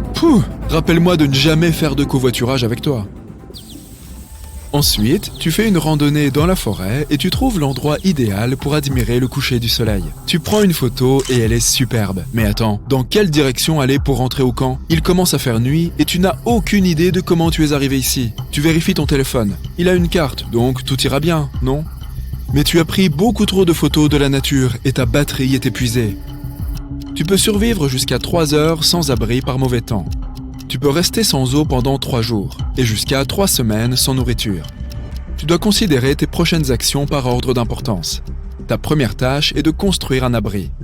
Tu appuies un grand bâton contre un arbre pour soutenir un toit. Ensuite, tu construis 2 murs sur les côtés, formant ainsi une armature solide. Il y a beaucoup de feuilles dans la forêt et tu couvres ton toit avec des tas de feuilles pour l'isolation. À l'intérieur, tu construis un joli matelas de feuilles. Tu entres et attends le matin en espérant avoir un sommeil réparateur. Tu as terriblement mal dormi, mais tu n'as pas vraiment le temps de leur laisser une revue pourrie sur ton site de booking favori. Ta tâche suivante consiste à trouver de l'eau. Tu suis un dénivelé du terrain pour finalement aboutir à un ruisseau. De l'eau propre, check. Tu continues à marcher dans le sens du courant en espérant qu'il te mène à une rivière. Tu as plus de chances de trouver des gens et des traces de civilisation le long de grandes étendues d'eau. Les heures passent et ton ventre gronde. Tu cherches autour de toi de quoi te rassasier. Il y a des baies et des champignons, mais tu ne les reconnais pas. Il est préférable de ne pas manger quelque chose si tu ignores tout de sa toxicité. Tu cherches des insectes sous les vieux troncs et les branches. Tu as trouvé quelques verres de farine qui peuvent être mangés crus. Certains insectes, lorsqu'ils sont cuits, peuvent être une source importante de fer, de protéines et de vitamine B12. Tu les regardes et tu perds bien vite l'appétit. On verra peut-être après. Enfin, le ruisseau se jette dans une rivière et, juste devant, se trouve un pont, pas celui qui est tombé plus tôt. Tu sembles sorti d'affaires. Tu jettes ces insectes répugnants et tu te lances dans ta prochaine aventure, trouver un restaurant. Bon, on n'ira jamais faire du camping ensemble non plus. Tu te promènes maintenant dans un champ. Le vent se lève et, non loin de là, une tornade se forme. Tu commences à t'en éloigner en courant, mais tu ne peux pas la distancer, car elle se déplace jusqu'à 100 km/h. Ta principale préoccupation n'est pas la tornade en elle-même, mais les arbres et les bâtiments que la tornade emporte, les transformant en de dangereux objets volants. Ils sont entraînés à une vitesse folle, car ils sont portés par des vents rapides qui peuvent avoisiner les 500 km/h. Tu cherches un abri, mais il n'y a rien de tel. Ta seule option est un fossé qui ne soit pas entouré d'arbres ou d'autres objets cassants. Tu te cales dans le fossé et couvres ta tête avec ta veste, en la maintenant avec tes bras pour te protéger. Couché à plat, avec ce bruit de tonnerre tout autour de toi, tu as l'impression de te trouver dans un moteur à réaction géant. C'est un son terrifiant, mais heureusement, tu ne te trouves pas sur le chemin de la tornade. Tu peux entendre les petits débris siffler au-dessus de ta tête, et beaucoup d'entre eux s'abattent tout autour de toi avec un bruit sourd, mais fort heureusement, ils t'épargnent. Tout redevient calme. Tu restes allongé en contrôlant ta respiration et en essayant de te détendre. Tu ne te lèves pas encore, car le pire est peut-être encore à venir. Les tornades peuvent durer de quelques secondes à plus d'1 heure. Tu ne prends pas de risques et tu restes dans ton fossé pendant toute l'heure. Puis finalement, quand il est clair qu'elle est partie, tu époussettes ta veste et tu rentres chez toi. En attendant, tu portes vraiment la poisse. Je te supprime donc de mes contacts et je te vire de ma liste d'amis sur les réseaux. Enfin, je ferai tout ça dès que je serai sorti de l'hôpital. Bienvenue chers invités et bienvenue au Simp Aquarium. Ici, vous allez pouvoir admirer les créatures marines et océaniques les plus dangereuses qui soient. Mais ne vous laissez pas induire en erreur par ce que j'ai dit. Il est fort possible que vous croisiez l'une de ces créatures sous-marines lors d'une banale promenade à la plage. Alors, regardez-les attentivement dès maintenant et vous pourriez bien éviter le pire. Est-ce un poisson ou un vieux caillou? Ce que tu observes est communément appelé le poisson-pierre, ou encore cynancée pour les intimes. Si tu aimes la plongée et l'observation des fonds marins, tu en as peut-être déjà croisé un sans même t'en apercevoir. Son apparence fait qu'il est presque impossible de le distinguer de n'importe quelle autre pierre, en raison de sa coloration grise et de son aspect tacheté. Surtout si tes lunettes de plongée sont un peu embuées. Enfin, tu ferais mieux de faire attention car sinon les conséquences pourraient être fâcheuses, puisque les poissons-pierres sont parmi les plus venimeux qui soient. Bien que certains types de poissons-pierres soient connus pour vivre dans les rivières, la plupart d'entre eux résident dans les récifs coralliens près des tropiques des océans Pacifique et Indien. Les épines de leur nageoire dorsale, en forme d'aiguille, se dressent lorsqu'ils se sentent dérangés ou menacés, et injectent le poison qu'elles contiennent. La raison la plus courante des piqûres de poissons-pierres est que les nageurs marchent dessus sans s'en rendre compte. Cependant, il n'est pas nécessaire de se trouver dans l'eau pour se faire piquer. Comme ils peuvent survivre hors de l'eau jusqu'à 24 heures, tu devrais aussi faire attention où tu marches quand tu vas à la plage. Les personnes qui se sont faites piquer par des poissons-pierres décrivent cela comme une expérience extrêmement pénible. Ce venin peut entraîner des infections, et dans certains cas, il est connu pour avoir résulté en un état de choc, voire une paralysie. Cela peut sembler surprenant, mais en dépit de sa mauvaise réputation, le poisson-pierre est tout à fait comestible, s'il est préparé correctement. Lorsque le poisson est cuit, son venin se décompose. Et si ses nageoires dorsales, qui sont la principale source de son venin, sont retirées, le poisson-pierre cru peut aussi être servi en sashimi. Cette créature peut sembler sortie d'un film de science-fiction, mais elle est bien réelle. Dis bonjour à la pieuvre à anneaux bleus. Ne te laisse pas abuser par sa petite taille, qui peut aller de 12 à 20 cm en comptant les tentacules, car ces petites bêtes sont bourrées de venin, capables d'affecter jusqu'à 26 personnes en quelques minutes. Tout comme les poissons-pierres, les pieuvres à anneaux bleus se trouvent dans les océans Pacifique et Indien, du Japon à l'Australie. Elles vivent généralement dans les récifs coralliens et les zones rocheuses du fond des mers. On peut aussi en trouver dans les mares résiduelles, les herbiers marins et les lits d'algues. Les pieuvres à anneaux bleus ne sont pas agressives par nature. Lorsqu'elles ne sont pas en quête de nourriture, comme des crabes et des crevettes, ou à la recherche d'un partenaire, elles se cachent souvent dans les récifs marins, les coquillages ou les crevasses. Ce n'est que si elles sont provoquées, acculées ou saisies à pleine main qu'elles deviennent dangereuses pour l'homme. Lorsqu'elles sont menacées, elles prennent une couleur jaune vif et des anneaux bleus iridescents apparaissent sur tout leur corps, en guise d'avertissement à leurs prédateurs potentiels. Leurs piqûres passent généralement inaperçues. Tu ne pourrais donc pas te rendre compte que tu as été piqué avant qu'il ne soit trop tard. Le venin d'une pieuvre à anneaux bleus peut provoquer des vertiges, ainsi qu'une perte d'essence et des capacités motrices. Et finalement, la paralysie. Alors, vaut mieux garder tes mains pour toi et reculer en vitesse si tu en vois une. Non, ce n'est pas un bouquet de fleurs, alors n'essaie pas de cueillir et de sentir une de ces choses rosâtres en forme de cube. Ce qui se trouve devant tes yeux est un animal marin appelé l'oursin fleur. Il a peut-être l'air magnifique, mais ne te laisse pas tromper par son apparence. Il a été nommé l'oursin le plus dangereux dans le Guinness Book des records en 2014. Les oursins fleurs habitent les zones tropicales du bassin Indo-Pacifique et vivent généralement dans les récifs coralliens, les rochers, le sable et les herbiers marins à des profondeurs de 0 à 90 mètres. Leur caractéristique la plus remarquable est leurs pédicellaires, qui sont des organes défensifs en forme de griffes, que l'on trouve aussi chez les étoiles de mer. Ce qui les différencie de tous les autres oursins est le fait que leurs pédicellaires sont, comme leur nom l'indique, en forme de fleurs, et généralement de couleur blanc-rosé à blanc jaunâtre avec un point central violet.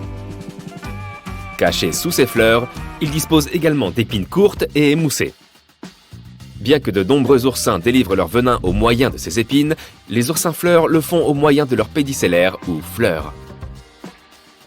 Si elles ne sont pas dérangées, les extrémités de ces fleurs présentent généralement une forme élargie en coupe ronde. Leur surface dispose de minuscules capteurs avec lesquels ils peuvent détecter les dangers. Et lorsqu'elles entrent en contact avec de telles menaces, ces fleurs se referment immédiatement et commencent à injecter leur venin. Ce qui est curieux, c'est que les petites griffes de ces fleurs peuvent parfois se détacher de leurs tiges, s'accrocher au point de contact et continuer à injecter du venin pendant des heures à quiconque les a touchés. On dirait une flaque géante de glace à la framboise fondue, non? Tu aimerais bien, sauf que c'est une méduse à crinière de lion, aussi appelée cyanée capillaire. Elles sont connues pour préférer les eaux froides. C'est pourquoi on les trouve principalement dans les océans Arctique, Atlantique Nord et Pacifique Nord. Mais il est également possible de les apercevoir autour des îles britanniques et dans les eaux scandinaves. La méduse à crinière de lion est l'une des plus grandes espèces connues de méduses. Elles doivent leur nom à leurs longs tentacules, semblables à des cheveux, qui peuvent atteindre une longueur de 3 mètres. Et bien que le diamètre moyen de la cloche d'une méduse à crinière de lion soit d'environ 50 cm, elle peut parfois atteindre un diamètre de plus de 2 mètres. La plus grande méduse à crinière de lion jamais observée a été vue en 1865 au large des côtes du Massachusetts. On a mesuré qu'elle avait des tentacules d'environ 36 mètres de long pour un diamètre de plus de 2 mètres. Pour te donner un ordre de grandeur, elle était plus longue qu'une baleine bleue. Les méduses à crinière de lion chassent en étendant leurs tentacules tout autour, créant ainsi un piège pour attraper leur nourriture. Comme elles disposent d'environ 1200 tentacules urticants, il faudrait un poisson extrêmement chanceux pour espérer leur échapper. La piqûre d'une méduse à crinière de lion ne présente généralement pas un danger mortel, mais il faut tout de même éviter de nager à travers ses tentacules, car cela peut s'avérer très douloureux pour les humains. Et si tu en vois une échouer sur la plage, mieux vaut ne pas la toucher, car elle peut te piquer encore longtemps après avoir été rejetée sur le rivage. Fait amusant, la méduse à crinière de lion apparaît dans l'histoire de Sherlock Holmes, la crinière du lion, en tant que suspecte. Mais ne t'inquiète pas, nous ne donnerons aucun spoiler. Le dernier animal marin que tu observes à présent est un serpent de mer. Et oui, ils sont différents des anguilles. Il existe 69 espèces identifiées de serpents de mer. La plupart d'entre eux se trouvent dans les eaux tropicales et subtropicales des océans Indien et Pacifique. Et ils existent depuis des millions d'années. Pour faciliter les choses, les scientifiques ont séparé toutes les différentes espèces de serpents de mer en 2 catégories. Les vrais serpents de mer et les trichots rayés. Alors que les vrais serpents de mer passent presque tout leur temps en mer, les trichots rayés peuvent aussi ramper sur la terre ferme. Si tu vois un serpent sur la plage, tu peux déterminer s'il s'agit d'un serpent de terre ou de mer en regardant sa queue.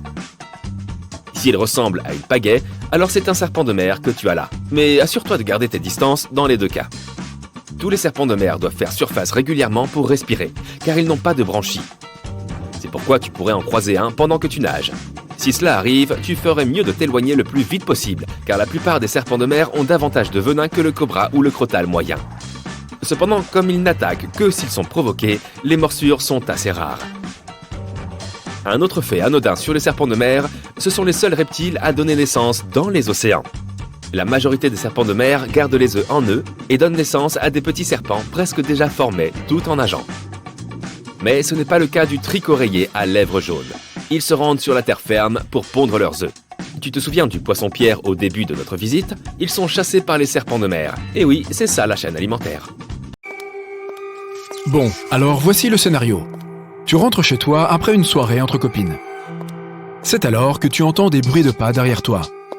Tu te retournes et tu vois quelqu'un marcher dans ta direction. Tu te dis « Est-ce qu'il est en train de me suivre ?»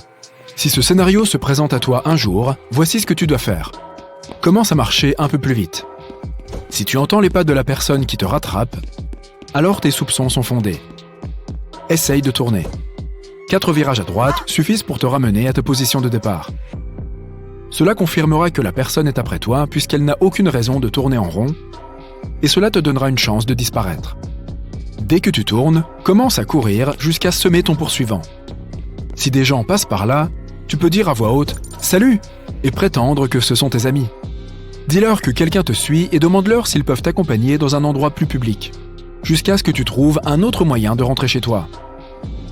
Ne va surtout pas chez toi lorsque tu es suivi, même si tes nouveaux bienfaiteurs proposent de t'aider à t'y rendre.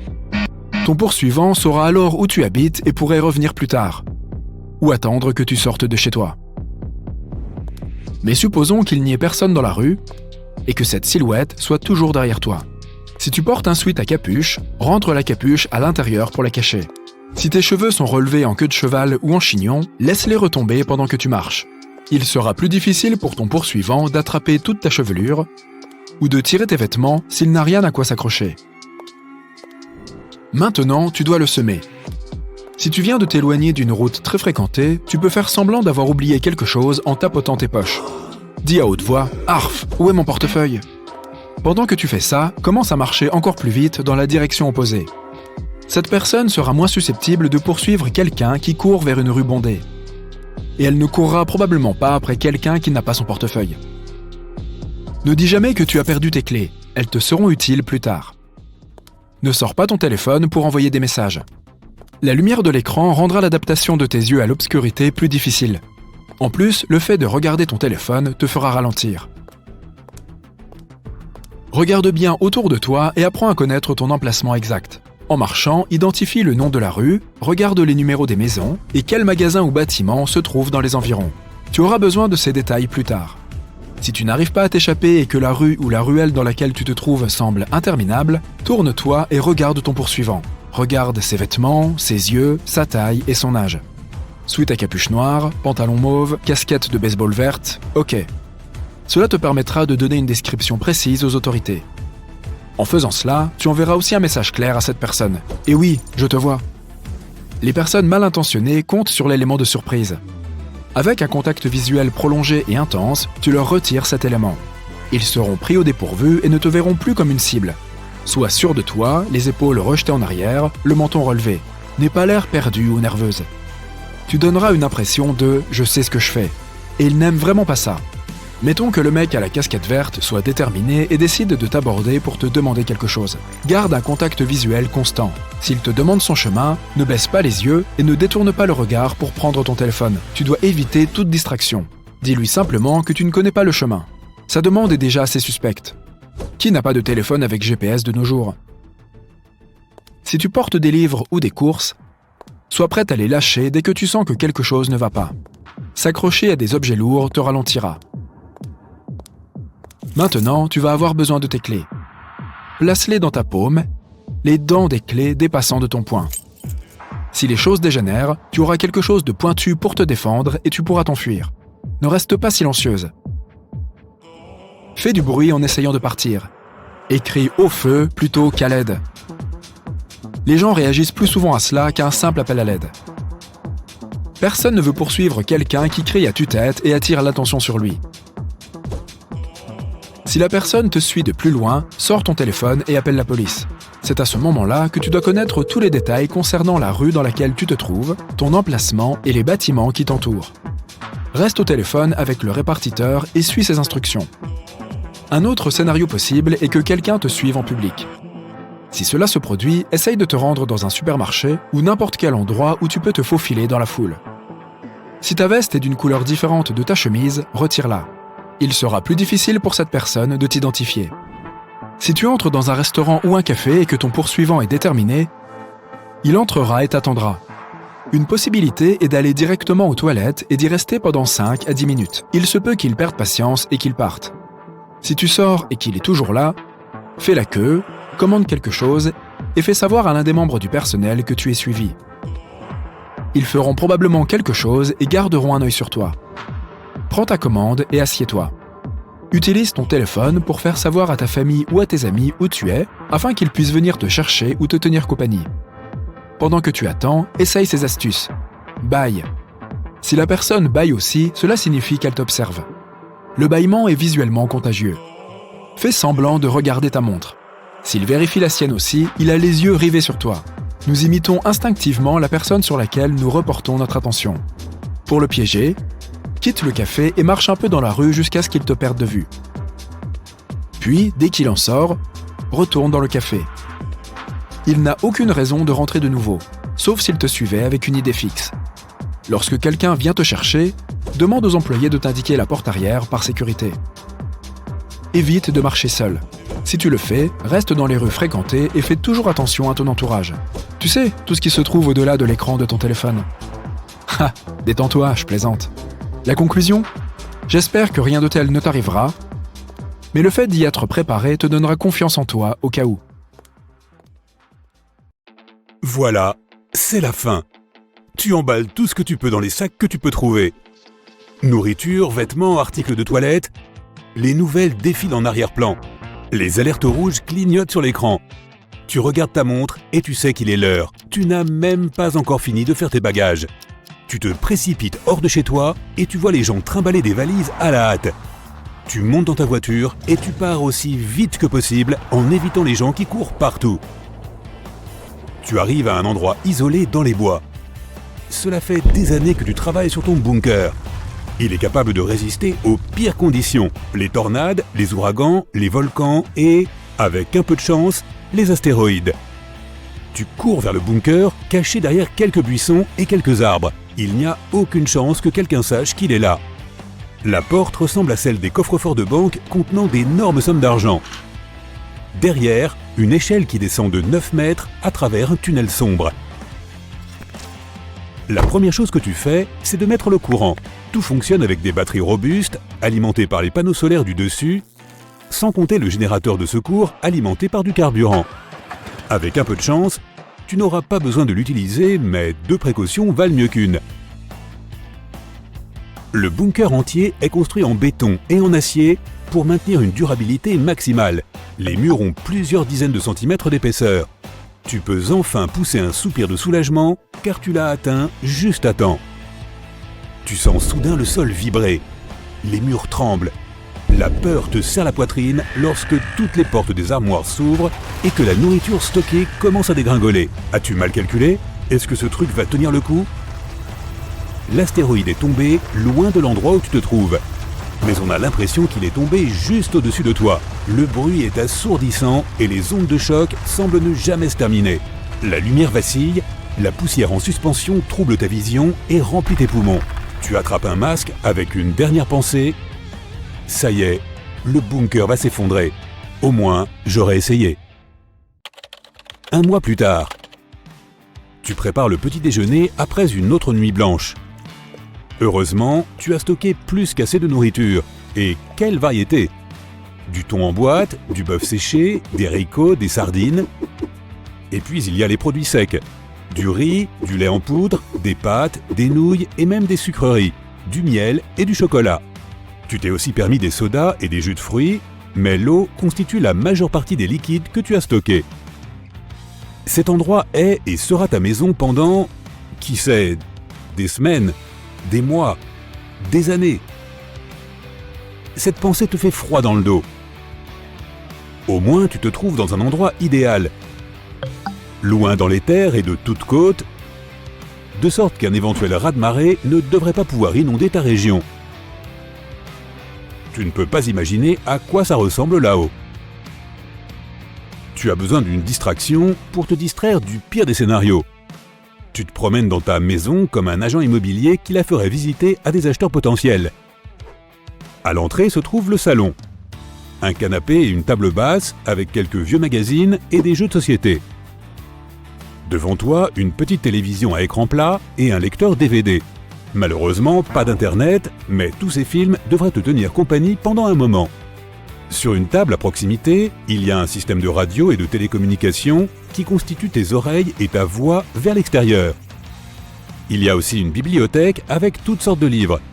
Des classiques, des contemporains, de tous les genres, tant que cela t'occupe l'esprit. Et si rien de tout cela ne t'aide à passer le temps, il y a toujours les consoles de jeux vidéo reliées à la télé. Ah oui, et la salle de gym. Plutôt rudimentaire, juste un tapis de course et des haltères. Tu essaies de faire beaucoup de cardio et d'haltérophilie pour te maintenir en forme et en bonne santé. En tout cas pour quelqu'un qui vit sous terre comme une taupe. Bien sûr, il y a la cuisine. Il y a un mini-frigo de bonne taille et un évier en acier inoxydable, avec un tas de placards pour ranger toutes tes provisions. Tu as relié cet endroit avec des tuyaux qui amènent l'eau potable. Au cas où ceci cesserait de fonctionner, tu as aussi stocké de l'eau. La salle de bain a des toilettes fonctionnelles, un lavabo et une douche reliés à la pompe d'eau chaude. Il y a même un lave-linge et un sèche-linge à proximité. Il y a aussi un petit atelier. Si quelque chose se casse, tu peux le réparer ici. Tu peux aussi construire des choses à partir de matériaux de récupération. Une chaise ou une table si nécessaire, ou une petite figurine à mettre sur l'étagère pour te tenir compagnie. En descendant quelques marches, on trouve une autre pièce vitale du bunker, la serre. Pour des raisons évidentes, tout est alimenté avec de la lumière artificielle. Tu serais bien plus mal loti si tu n'avais pas tes fruits et légumes frais. Tout cela est autonome également. Toutes les récoltes pourries et autres mauvaises herbes servent à faire du compost pour le sol afin de le garder bien nourri. En revanche, tu peux oublier la viande pour les protéines. Le quinoa, les haricots, les lentilles, les pois chiches et les champignons font le travail. Et juste au cas où tu n'aurais pas tous les minéraux dont ton corps a besoin, tu as réussi à faire des réserves de compléments alimentaires. La vitamine D est un élément important pour la vie sous terre, privée de soleil. Non loin de ta petite ferme souterraine se trouve ta chambre. Elle est dotée d'un grand lit, d'une table de nuit à droite, d'une petite armoire à gauche. Tu n'as pas beaucoup de variété dans tes vêtements, mais qui va remarquer que tu portes 2 fois la même tenue? Les acariens? Il faut descendre une échelle pour trouver la salle du générateur. Ce n'est pas pour rien qu'elle est plus profonde et scellée avec des matériaux insonorisés. Le générateur s'enclenche de temps en temps et il est assez bruyant. Il est également relié au système de ventilation, de sorte que l'échappement se fait à l'extérieur. Ensuite, il y a la salle poumon. Toutes ces boîtes d'apparence bizarre sont des pompes qui apportent l'oxygène du monde extérieur. Elles sont dotées d'un système de filtration avancé pour nettoyer l'air avant de le propulser dans ton abri. En bas, il y a aussi la salle de stockage.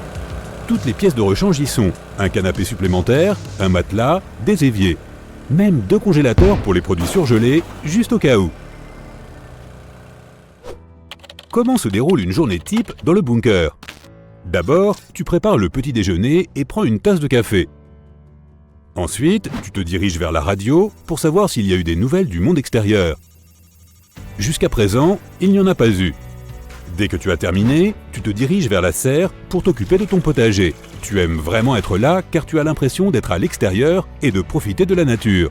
Au moins un petit peu. Tu choisis tout ce qui est mûr et tu l'apportes à la cuisine pour le laver. Et c'est déjà l'heure du déjeuner. Tu te prépares une bonne salade de concombres, de tomates et de laitue. Quelques betteraves pour aller avec, des pâtes, et tu manges tout. Après le déjeuner, tu regardes un DVD que tu n'as pas vu depuis longtemps. Après le film, tu fais le tour de l'abri en vérifiant rapidement les niveaux d'oxygène et d'eau. Il se trouve qu'aujourd'hui est aussi le jour où tu as prévu de vérifier le générateur. Tu descends au sous-sol pour jeter un coup d'œil sur le niveau de carburant et les filtres à oxygène. Tout va bien jusqu'à présent. Cependant, l'idée d'un séjour encore plus long t'inquiète. Et si tu arrives à court de carburant? Tu passes quelques heures dans l'atelier à bricoler. En ce moment, il n'y a pas de projet de réparation et tu ne te sens pas particulièrement créatif. Alors tu vas à la salle de sport. Aujourd'hui, c'est le jour des jambes. Ce que tu redoutes, il y a des choses qui ne changent pas. Avant que tu t'en rendes compte, c'est l'heure du dîner. Tu fais chauffer des nouilles et tu te détends dans le salon en écoutant quelques-uns de tes morceaux préférés sur le lecteur de musique. Cet abri t'a coûté un peu plus de 100 000 € pour le creusage du site, la construction et l'installation de tous les systèmes nécessaires à ta survie. Et cela n'inclut pas la nourriture supplémentaire et les activités personnelles prévues pour le bunker. Oui, tu as de la chance. Tous ces luxes rendent la vie presque agréable. Aucune nouvelle du monde extérieur après un mois entier. Tu as toujours été un peu introverti, mais cet endroit commence à te peser un peu. Tu te sens seul.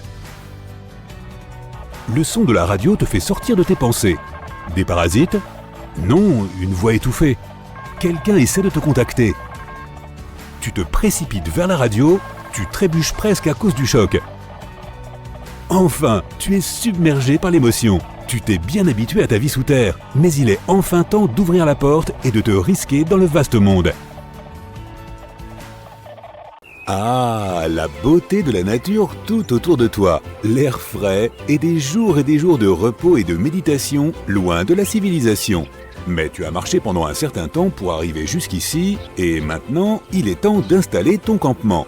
Les bois alentours sont denses et tu ne trouves pas d'endroit approprié pour monter ta tente. Puis tu vois une belle parcelle de verdure complètement dépourvue d'arbres et parsemée de quelques petits buissons. Tu y vas satisfait de ta trouvaille et tu commences à installer ta tente. Le sol est exceptionnellement meuble et lisse, mais cela ne te dérange pas trop. Tant mieux, les piquets rentrent dans le sol comme un couteau dans du beurre. Quand tu as fini, il fait déjà nuit, alors tu entres dans la tente et tu te glisses dans ton sac de couchage bien douillet. Tu te réveilles avec la sensation que quelque chose ne va pas. Tu te sens mouillé? Tu commences à te tortiller à l'intérieur de ton sac de couchage et oui, il est presque complètement trempé par en dessous. Tu te précipites hors de la tente aussi vite que possible et tu vois qu'elle commence à s'enfoncer dans le sol. Il s'avère que tu as installé ton campement sur un marécage. Et tu as eu de la chance. Les marécages ne sont pas toujours évidents. Parfois, tu ne les remarqueras même pas avant de plonger dans la boue et de te retrouver avec des ennuis jusqu'aux genoux. Sortir de là peut aussi être compliqué. La mousse et les racines créent une espèce de matelas souple qui te tire lentement vers le bas. Et lorsque tu essaies de lever les pieds, tu risques de te retrouver sans tes bottes. Il est assez facile de reconnaître un marécage forestier quand on sait ce qu'il faut chercher. Si tu te trouves dans un fourré dense et que tu vois une clairière luxuriante et ensoleillée où ne pousse que de la mousse et quelques petits buissons, il y a de fortes chances que ce soit un marécage. Tu peux également vérifier cela en marchant légèrement sur ce genre de terrain. S'il te semble élastique, mieux vaut ne pas t'en approcher. Bizarrement, une autre chose pour laquelle les marais peuvent s'avérer dangereux, c'est quand il y a un incendie de forêt. Si tu restes trop près d'un marécage et que tu allumes un feu de camp, celui-ci peut créer un départ d'incendie, surtout s'il y a beaucoup de vent. Les marais et les marécages sont remplis de goudron enfouis sous les couches d'eau et de mousse. Lorsqu'il commence à brûler, il est presque impossible de l'éteindre. Avant d'allumer un feu de camp, garde toujours une distance de sécurité par rapport à un marais. Une autre erreur courante lors de l'installation d'un campement dans la nature est de ne pas lever les yeux. Disons que tu as trouvé un terrain solide pour monter ta tente, que tu l'as débarrassé de tous les débris et pierres désagréables et que tu t'es assuré qu'il n'y a pas de fourmilière à proximité.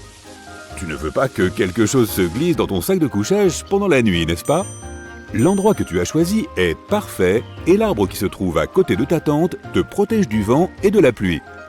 Tu t'installes pour la nuit, tu éteins ta lampe de camping et soudain, ta tente se déforme comme si une bête sauvage t'avait attaqué.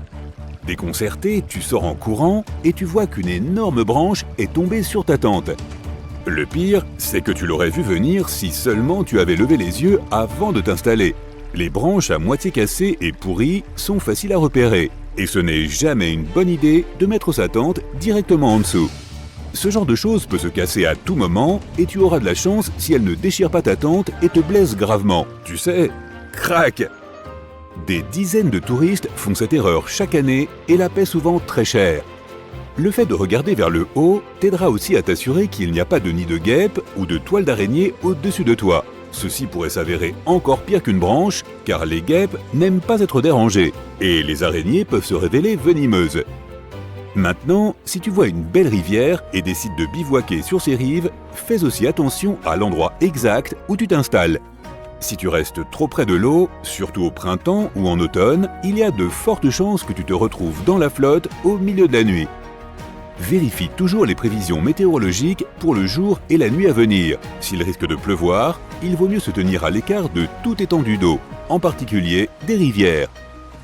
La pluie pourrait faire monter le niveau de l'eau et inonder ses rives, emportant ainsi ton petit campement et tes vacances. Mais même si tu es loin de l'eau, la pluie pourrait gâcher tes vacances quand même. Disons que tu es à nouveau en plein cœur de la forêt et que la cime des arbres te protège des intempéries. Les précipitations arrivent toujours jusqu'au sol de la forêt, mais au moins tu ne souffres pas autant qu'en restant à ciel ouvert. La nuit suivante, lorsque tu installes ton campement dans un autre endroit, tu sens que le sol est mou et élastique. Cependant, ce n'est pas un marécage. La pluie de la dernière nuit a seulement rendu le sol spongieux. Si tu te retrouves dans un endroit pareil, il vaut mieux t'installer dans un endroit où le sol est plus dur. Le problème, c'est que les terrains lisses et meubles peuvent commencer à se désagréger sous tes pieds à n'importe quel moment. Ce mouvement n'est pas aussi dangereux que lorsque tu es dans un marécage, mais les piquets de ta tente peuvent se détacher et tu finiras par être enfoui sous tous les tissus de ta tente. Et si tu décides d'installer ton campement dans une belle vallée et que la pluie commence à tomber alors que tu es ici, eh bien, prépare-toi à faire un agréable voyage flottant. Toute l'eau va naturellement descendre et arriver dans ton abri, pour finalement se retrouver sous ta tente. Pas étonnant si tu te retrouves les pieds dans l'eau à ton réveil. Oh, quel magnifique endroit pour se reposer après une longue balade! Il est situé au sommet d'une colline, donc il n'y a pas d'eau à proximité, le soleil brille et il n'y a pas un seul arbre pour le bloquer. Prendre un bain de soleil ici va être fabuleux. C'est ce que tu peux penser pendant les premières heures. Mais quand tu resteras ici assez longtemps, tu comprendras l'erreur de ta décision. La lumière directe du soleil sur ta tente peut la chauffer en quelques heures en raison des matériaux dont elle est faite. Tu le sentiras sur ta peau dès que tu te glisseras dedans. Et disons que tu ne voudras pas t'attarder ici trop longtemps et qu'il vaudra mieux attendre la nuit pour que la tente ait refroidi.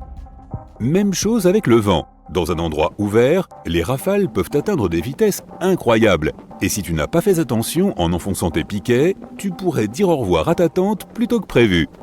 Il est préférable de trouver un endroit près d'un arbre qui te protégera à la fois du soleil et du vent. Cependant, ne t'avise pas de camper près d'un arbre isolé lorsque les prévisions météorologiques ne sont pas en ta faveur. Le beau temps ou la pluie sont acceptables, mais si un orage important se prépare, un arbre complètement isolé fera office de paratonnerre. Il n'est pas difficile d'imaginer ce qui pourrait arriver si la foudre frappait un arbre sous lequel tu campes. Tu pourrais bien recevoir une décharge. Si tu campes en hiver, le temps peut être encore plus traître. Tu te souviens de ce que j'ai dit à propos de la lumière directe du soleil? Oublie cela. En hiver, il est préférable que le soleil brille sur ta tente. Le froid peut te porter préjudice, même si ta tente est super cool et coûte très cher. Et les vents sont généralement beaucoup plus violents pendant la saison froide. La lumière directe du soleil t'aidera à supporter une grande partie du froid. L'une des erreurs les plus courantes que font les randonneurs est d'allumer un feu de camp trop près de la tente. Encore une fois, le matériau de la tente conduit très bien la chaleur, et c'est une bonne chose quand tu veux te réchauffer. Mais il s'enflamme aussi très facilement. Parfois, une étincelle suffit à réduire ton abri en cendres. Assure-toi qu'il y ait suffisamment de place entre ta tente et le feu de camp, et ne laisse jamais ton feu sans surveillance. Lorsque tu t'endors, la règle veut que tu éteignes le feu pour ne pas te réveiller avec un brasier ardent autour de toi. Les insectes peuvent gâcher n'importe quelle balade, même si elle est géniale. Les moustiques, les fourmis, les tiques et autres insectes nuisibles peuvent se frayer un chemin jusqu'à ta tente, où que tu sois. Alors assure-toi d'être protégé. utilise des répulsifs pour la peau lorsque tu sors et place une spirale anti-moustique à côté de l'entrée de ta tente. Cependant, ne la place pas à l'intérieur ou trop près de celle-ci.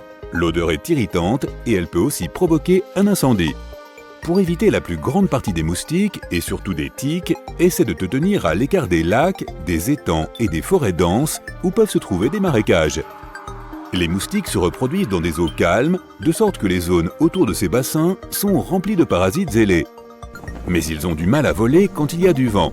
Choisir un endroit ouvert est donc ta meilleure chance de t'en débarrasser. Ne les laisse pas t'embêter. Bienvenue à la Science et toi.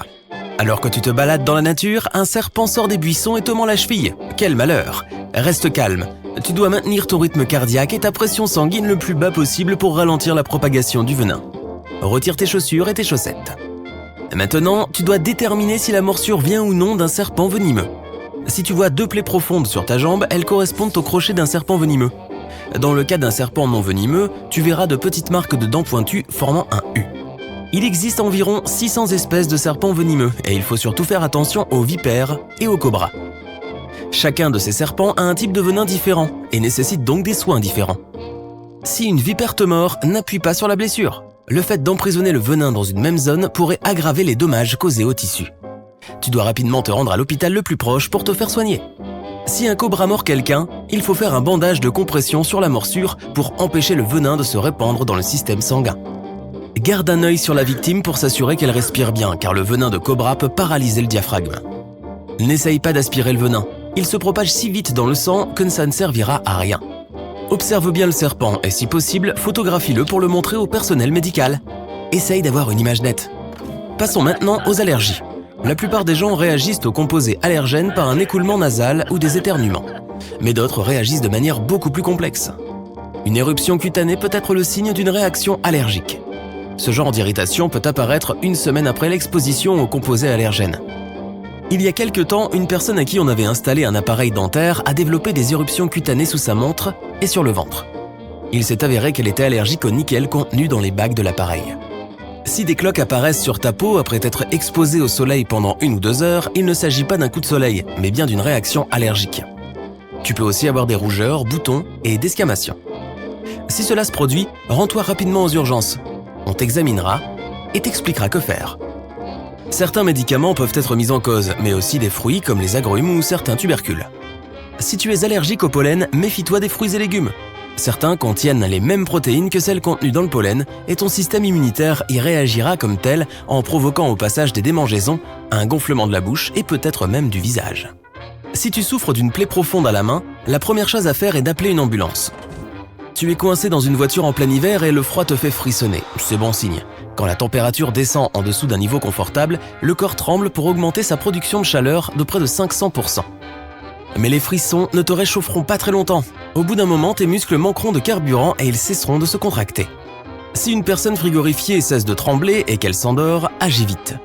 Amène-la à l'abri, retire ses vêtements mouillés, frotte ses mains et ses pieds, enveloppe-la dans des couvertures et applique des compresses chaudes et sèches sur sa poitrine, son cou et son ventre. N'applique surtout pas de compresses chaudes sur ses bras ou ses jambes. La chaleur soudaine forcera le sang-froid à retourner au cœur, au cerveau et aux poumons et fera baisser la température au centre du corps. Alors que tu roules sur une route déserte, tu entends un flash d'urgence météo à la radio. Un « alerte tornade » signifie que l'une d'elles est susceptible de se former. Mais un avertissement de tornade signifie qu'une tornade est apparue sur le radar ou qu'elle a été repérée par une personne. Tu dois aussi te méfier de la grêle. Elle apparaît lorsque les courants ascendants d'un orage poussent les gouttes de pluie dans les nuages épais où elles gèlent. Mais à l'approche d'une tornade, il peut grêler sans pleuvoir. Tout devient subitement calme et il n'y a pas le moindre souffle de vent. Tu verras alors les nuages se déplacer en rotation ou vers le ciel, puis tu entendras comme un bruit de cascade qui se transformera en rugissement lorsque la tornade se rapprochera. Ce bruit est semblable à celui d'un train ou d'un réacteur d'avion. Des débris commenceront à tomber et un nuage en forme d'entonnoir se mettra à tournoyer, attirant les branches et les feuilles vers le haut. Si la tornade ne se déplace ni vers la gauche ni vers la droite, c'est qu'elle se dirige peut-être vers toi, et tu ne te rendras compte que lorsqu'elle sera trop près. Mets-toi vite à l'abri. Alors que tu es en train de regarder la télévision chez toi, tu entends un étrange bruit de claquement. Cela ressemble à un courant d'air, mais après avoir vérifié toutes les portes, tu ne dis qu'il n'y a rien. Le lendemain, tu sens une pression dans ta poitrine qui empire au fur et à mesure de la semaine. Ces douleurs thoraciques s'accompagnent alors d'une terrible sensation d'épuisement. Tu te dis alors que tu as un problème de santé, mais le vrai problème vient de ta maison. Tu subis peut-être une intoxication au monoxyde de carbone. Lorsque ce gaz remplit ta maison, il s'accumule dans ton sang et remplace peu à peu l'oxygène de ton corps. Cet empoisonnement peut provoquer des maux de tête, des nausées et un état de confusion. Dans ce cas, cours dehors pour prendre l'air et appelle les urgences. Procure-toi également un détecteur de monoxyde de carbone et installe-le dans le couloir ou dans la pièce où tu dors. Vérifie les piles 2 fois par an et si l'alarme se déclenche, sors immédiatement chez toi. Alors que tu fais du patin à glace sur un lac gelé, tu entends un craquement et tu te retrouves subitement dans l'eau glacée. D'abord, ton corps va entrer en état de choc à cause du changement soudain de température. Ne panique pas, ça passera au bout d'1 à 3 minutes. Trouve alors un morceau de glace solide auquel t'accrocher. N'essaye pas d'y grimper, mets simplement tes bras sur la glace et pousse avec tes jambes comme si tu voulais nager en avant. Cela t'aidera à ramper doucement hors de l'eau. Une fois que tu es sur la glace, ne te lève pas, car ton poids se concentrera sur une petite surface de glace et elle craquera de nouveau. Continue à ramper ou rouler jusqu'à atteindre la terre ferme. Saurais-tu briser la vitre d'une voiture en toute urgence ? Ces vitres sont constituées de plusieurs couches de matériaux dont le but est de les rendre résistantes. Voici comment faire. Évite le pare-brise et la lunette arrière, car ils sont plus difficiles à casser. Opte pour les vitres côté conducteur ou passager. Si tu as un marteau, ne vise pas le centre de la vitre, mais plutôt les bords, là où la vitre est moins résistante. Si les vitres résistent au marteau, tournevis ou autre outil, cherche une petite pierre pointue. Si cela ne fonctionne pas, essaie avec une bougie d'allumage. Ouvre le capot, retire la bougie, casse le boîtier en porcelaine et frappe la pièce de céramique n'importe où sur la vitre. Imagine que tu es en vacances quelque part au bord du Pacifique. Soudain, tu ressens une forte secousse. C'est peut-être le signe avant-coureur d'un tsunami qui approche. Il pourrait aussi déclencher de grosses vagues à plusieurs milliers de kilomètres de distance. Mais il y a d'autres signes qui annoncent l'approche d'un tsunami. L'un d'eux est le changement soudain du niveau de l'eau. Si tu vois l'eau se retirer rapidement et découvrir le fond, cours te réfugier à au moins 30 mètres d'altitude et à 1,5 km à l'intérieur des terres. Selon de nombreux experts, lorsque l'eau de mer commence à se retirer, il reste 5 minutes pour évacuer avant que la vague géante ne frappe. Et n'oublie pas, la science et toi est toujours là pour t'aider. Tu marches sur la plage en direction de l'eau, mais quelque chose semble différent aujourd'hui. L'eau est d'un vert éclatant et ton nez se remplit d'une odeur bizarre d'œuf pourri. Dois-tu t'approcher pour vérifier quel est ce phénomène ? Non. Arrête-toi tout de suite avant qu'il ne soit trop tard.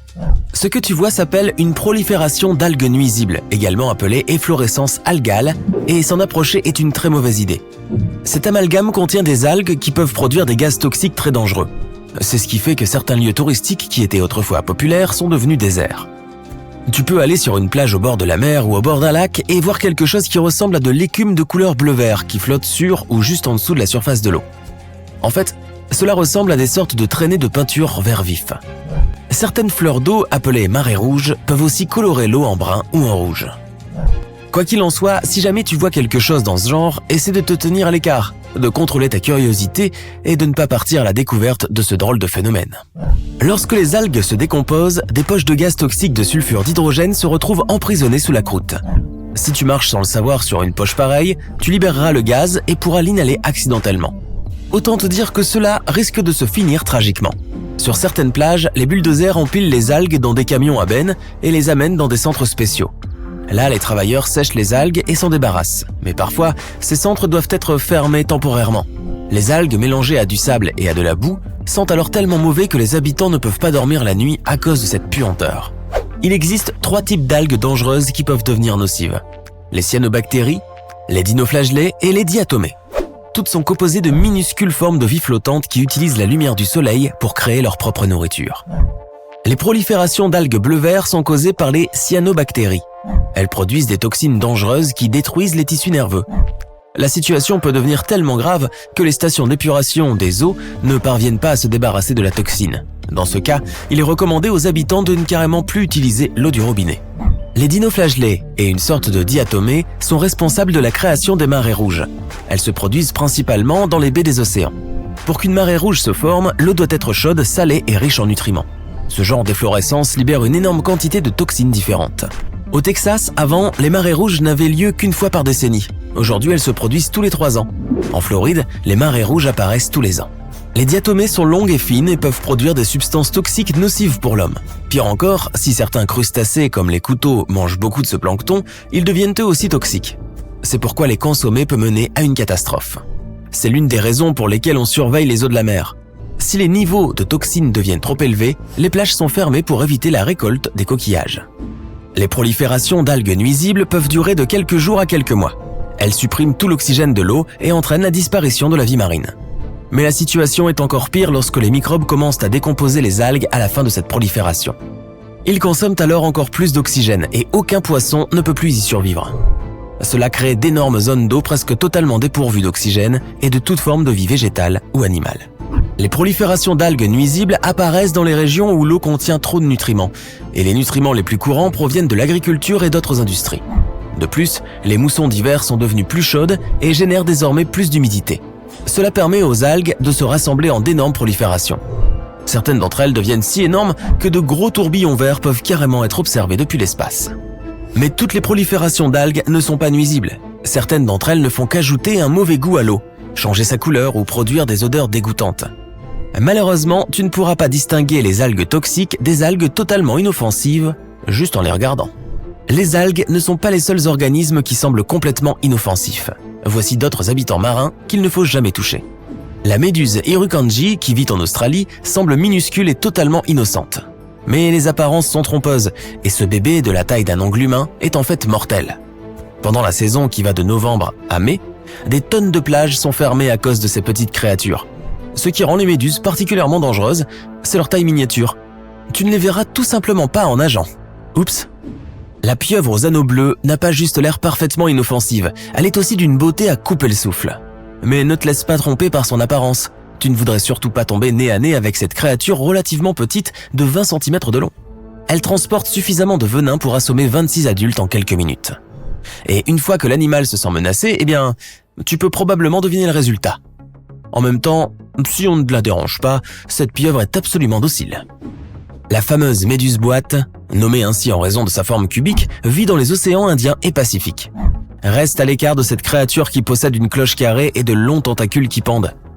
Et même si tu vois un seul tentacule sans méduse ni rien à l'autre bout, ne t'en approche pas et ne le touche pas. La méduse boîte peut grandir jusqu'à 3 mètres et chacun de ses tentacules possède environ 500 000 harpons microscopiques qui lui servent à injecter du venin.